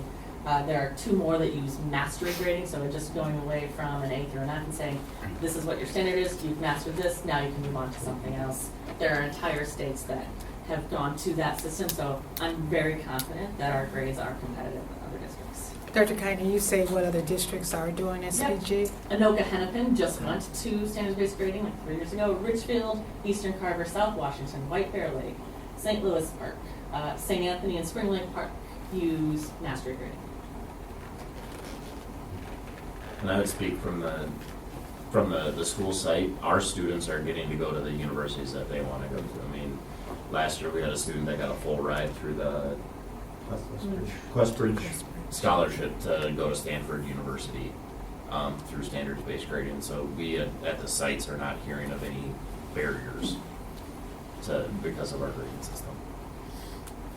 Our babies are growing. Our babies are intelligent. My staff work extremely hard to make sure we close that opportunity opportunity gap. And that's what we're doing at Park Center. Can I ask a question? I'm just curious. How is it all weighted? Maybe this isn't the right question, but like when you have like AP, HP within the 0 to 4 and then translating. So HP classes grades aren't weighted. AP Okay. and IB classes are the only weighted grades we have, and students who receive above a C, I think, don't quote me on that, get an additional 0.33 added on to their GPA at the end of each trimester. So the assignments aren't necessarily weighted differently, it's on the transcript at the end. So they do get more credit for taking more advanced classes? Correct. Okay. That was a big concern I had as well. And misunderstood?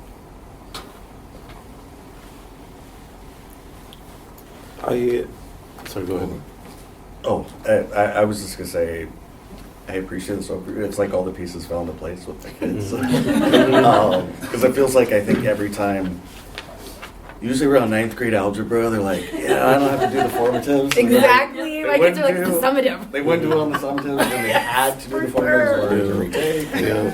And they figured out that magic of 100%, yes. practice, they do better. So, yeah, no, I appreciate this. I think the other thing that I like too is, I did, so I went from school in England with, A-levels and GCSEs and very they had books of this is what you're supposed to learn, these are the standards you're supposed to have. And then I came back to the States and I turned in the English paper and I get a B back and I'm like, why'd I get a B? And it's like this game you have to play where you guess what they're looking for, you know what I mean? So appreciate the rubrics. It's like, I remember, I don't know how many times I've gone through them with my kids and it's like, well, this is what you need to do this part up here to get to that 4 and that kind of stuff. I think it's pretty awesome. Yeah. It definitely is a good conversation with your kids. My kids are like, I just need to look at you. I'm like, no, you're gonna go for I have a question, for anyone about, and I'll probably tip my hand a little bit here about resilience. Anything you notice in terms of with standards-based grading, building resilience within students, right? And I know you came from CPS, former CPS myself, so. I mean, the one thing that I always rolled with is that I'd have to create these situations of extra credit because a kid wasn't around for a while and I had to kind of go back to that standard, but I couldn't really do the last assignment because I was being pressured by colleagues that we're done with that. This is the resilience is hey, I just want to see that you learned it. So I'll figure out a time and a place that we can do this assessment and explain it, and 9 times out of 10, they're probably going to come to you for help if they're really invested in it. So the resilience can happen. They just have to buy into it, but if you're open to them to say that, it happens. That's a game changer for me, saying, what standards-based grading really does. Oh, I was going to say, I think also just the clarity with the rubrics helps students be more resilient, because I think they start to shut down when they are so confused, and they're like, I don't even know why I got this grade, I don't know what I'm doing wrong, I don't get it. But again, when we have those really clear rubrics that are outlining, for 2, you need to do this, this, this, and this, and then I can point to, like I said, hey, you did this and this great, you just need to do this. They get that and they're like, okay, I can do that. That's just this one thing instead of being like, ah. So yeah, I definitely see students being more willing to try again, or to go back. I think coming from, as a parent, from a system where there isn't an opportunity for multiple opportunities, and my kid is in an AP environmental science class and is having a bad day and has a summative and they fail it, there's not an opportunity for them to go back and retake that. And so that, that's the opposite of the resilience that we want to see in kids. And so our multiple opportunities, it also says advocate for yourself. So talking about how do we advocate when I need some additional practice because I don't understand it or that I want another opportunity to improve my score. Dr. Kinder, or in your team, what would you say, how do the teachers do now with the rubric? Is there more consistency, do you believe, on grading 0 through 4 than there was 0 through 100? This whole discussion is kind of freaking me out because I started this job in July of 2011. My first 6 months of board work sessions were standards-based grading. because it got approved. Yeah. And like, I can't tell you how late these meetings went. Yes. When this district tried to change from grades to standards-based gradings, we were here till 11:30, almost every work session. There's some great So YouTube this- videos out there. Yeah, so like, oh God. 'Cause like, yeah, we had, no, for real, I was, you won't believe it, but I just was super quiet my first year in the job. But I was just like, oh my God, is this what it's gonna be like? But, Tanya's question came up a ton. Yes. A ton. The AP question came up a ton. The extra credit stuff, you wouldn't believe how much time people spent on Yes, I would. that you would lose extra credit, right? It was kind of wild. But this whole, I'm super curious on, because there was a belief that teachers just knew what 72% meant, what 35% meant, what 89.5% meant, right? You know, so I'm just curious myself. Yeah. How do you think the fidelity of 0 through 4 is compared to 0 through 100? I guess that's how I would condense the question. Or is that's the work in progress? Or No, I can answer. Yeah, I can answer as well. Yeah, I can answer. That's fine. Hearing from Mr. Yes, I think that we have a lot more consistency. Again, what is a 72? Who knows? But when we have those specific scoring criteria, and some of them are very clear, like for us, we were working on a rubric today in our 12th grade meeting, and we were trying to determine how many pieces of evidence do our seniors need to cite in their argument research papers. We came to 2. So now we know that, you know, everyone has to have at least 2. If they have less than 2, they're getting docked. And so that will be consistent. And so, yeah, I think it eliminates that. I think we do still have work to do. Part of the work that Art is leading with IB rubrics and grading is implementing calibration time in our PLTs, where we have time to actually look at student work against our rubrics and make sure that we're interpreting every scoring criteria the same way. But in general, I think we're in a good place where we are right now, again, without room to grow. And I think across the system, that is definitely always an area of improvement because we have new, I'm just going to continue, new standards, new curriculum means new assessments, new staff. So bringing people together is some of the work that English and science only this year are engaging in our system-wide professional learning time to bring student work together to make sure, hey, at Park Center, 3 is this, oh, it's 3 is this also if you have a growth senior. So there is that consistency, but it is a work in progress. In education, you know, sometimes we fear change. Yeah. And so, in order to sometimes, in order to be able to get through that process, you have to lead with consistency and give expectations that are clear, and let them and remind them of who we are and why we're here, which is for our babies, not for nothing else. That's why I do what I do, and so that permeates down through my team, that permeates down to our teachers, and it permeates down to our parents and kids who know what the expectations are. So initially, you know, when I was given the opportunity to run Park Center, and we had these conversations, did I have some pushback? Of course, because it's changed. But the consistency across the board has reached the point of this is where we are, and this is what we're doing, and okay, I see the vision. Ain't that right, Noel? Brian, if I could add one more thing on from the administrator side, because it does empower the students to have better conversations with the teachers. It empowers the staff to guide the students. Yeah. As an administrator, one of the places where this really empowers me is if a student, this just happened, comes to me and says, hey, this teacher gave me a score, and I don't feel like I deserve that score. I have such an easier conversation going to that staff member now and saying, what standard, what rubric, explain that to me, and I can navigate that conversation. I can advocate for the student. I can act as a neutral third party a lot easier through standards-based grading than an arbitrary 100-point grade book where, as Dr. Bass said, you could have passed my class without getting one answer correct when I was teaching, and this just really centers us on the learning and what is actually being taught and assessed. And when students come to see me, we have a conversation about what that should look like, because my ultimate job is to make sure when they walk out of Park Center High School, they know how to navigate and communicate. Right. So I typically say, these are the points that you might want to have a conversation with your teacher about. Go ahead and get it done. go ahead and have that conversation, because, again, we're building leaders. So, And can I ask the question, Michaela, during class time, do you find time to, I mean, you're in general speaking to all the students, but those individual meetings about this is what you need to do different, looking at the criteria, is there time within the class? Yep. Or do you feel like they're meeting with you before or after school? Or what does that look like? Both. So typically when I set an assignment, I will go over the rubric with them before they start so that they know what the expectations are. We do a lot of process work in ELA. It's not like, sit and write on demand. And so typically, again, I'm going around and I'm watching their work, watching them do what they're doing, / they'll ask me, can you check this? And so then that's where I'll have individual conversations too about like, okay, you did this and this, you still need this, I'll put this in, and then you're done.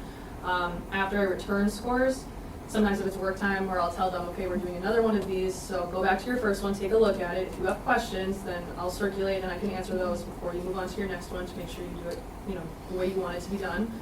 Or I sometimes have students talk to me before or after class with after school, so it's all of the above. But yeah, but I think, Eric, to what you said, I think they do feel empowered to have that conversation because they have something tangible they can look at and be like, can you explain this to me? Or, we can just have a better conversation. And so they're not like, well, I just suck. I have no idea what I did. I'm just not even going to ask, So I feel like it is kind of a relationship building tool in that way as well.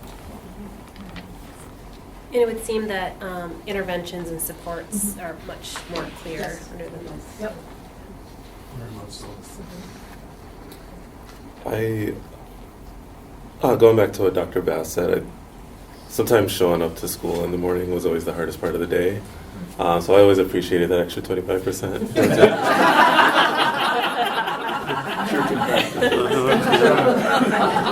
Down in geometry.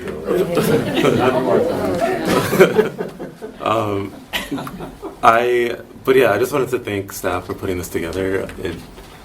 I feel like I needed this presentation just as a parent years ago, because I still struggle with what the points mean in terms of actual letters, but I think given that this feedback came from a student, I think the only question that I have that wasn't highlighted in the presentation is just what the engagement has been with our students and families since the beginning, but even more recently, like what the feedback is from our student reps or other students on this model. So I would actually turn that over to the sites because I rarely hear from families or students about their grades because that's really handled at the classroom and administrative level at sites. I can't remember the last time I've had any sort of concern, honestly. It's a conversation. So most of the students that have questions for me, we work through it, and it's really easy. I can't remember the last time I had a parent come and say, I'm really upset with this grade. It's more of just I handle it with the student and talk about it individually, but that's me as an individual. I just have things really set up and embedded in the IB curriculum, the IB DP teacher, and it's really specific to what they have to do on exams. And as a U.S. history teacher, I really was kind of on board with that, so typically it was a conversation. Here's the assessment. It's like Michaela said, here's the assessment. This is what I felt like you didn't do right. If you can go in and do this learning again and show me how you can improve it, it's fine. So I've rarely had a lot of conversations with that. I couldn't. The podcast was really good. Good. And it was actually it was really helpful to understand this before the meeting.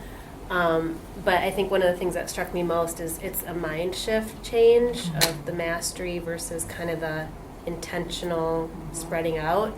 And I think there may still be pockets, especially as for me as a competitive person, I'm I want to know that I'm much better than person B, right? I want to get to the so I can see that there could still be pockets of perception that it's I want to be differentiated. I want to be here. I want my child to have differentiation, but that is achieved through AP or IB or through more rigorous coursework. So I think it's maybe continuing that mind shift versus. It is, and the competitive piece that you're talking about, and I think, I don't know what, you may have showed a PowerPoint to you, maybe, I don't know, but, and we talk about IB and each year the amount of students that are taking more and more IB classes are starting to double, right? Because they are pushing each other. They are wanting to be able to be more successful. They do have that competitive edge, and they are chasing to be great, right? So those pieces are there. The direction is there with IB, with AP. It's there as well, which has shown in our last 2 years, our grad rates, right? They're coming. Our babies are coming. So.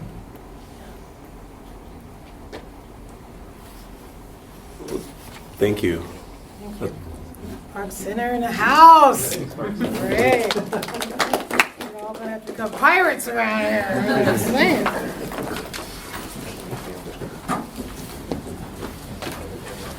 So just real quick for me, there'll be a lot of updated stuff coming out to the board, including on the calendar. I will ask, so we can bring this conversation back to the February work session as well. Our scholars will be here. The next work session is share their point of view on standards-based grading. So that'll be part of that group as well. So, Mr. Brooks. All right. This work session is adjourned at 8:43 p.m.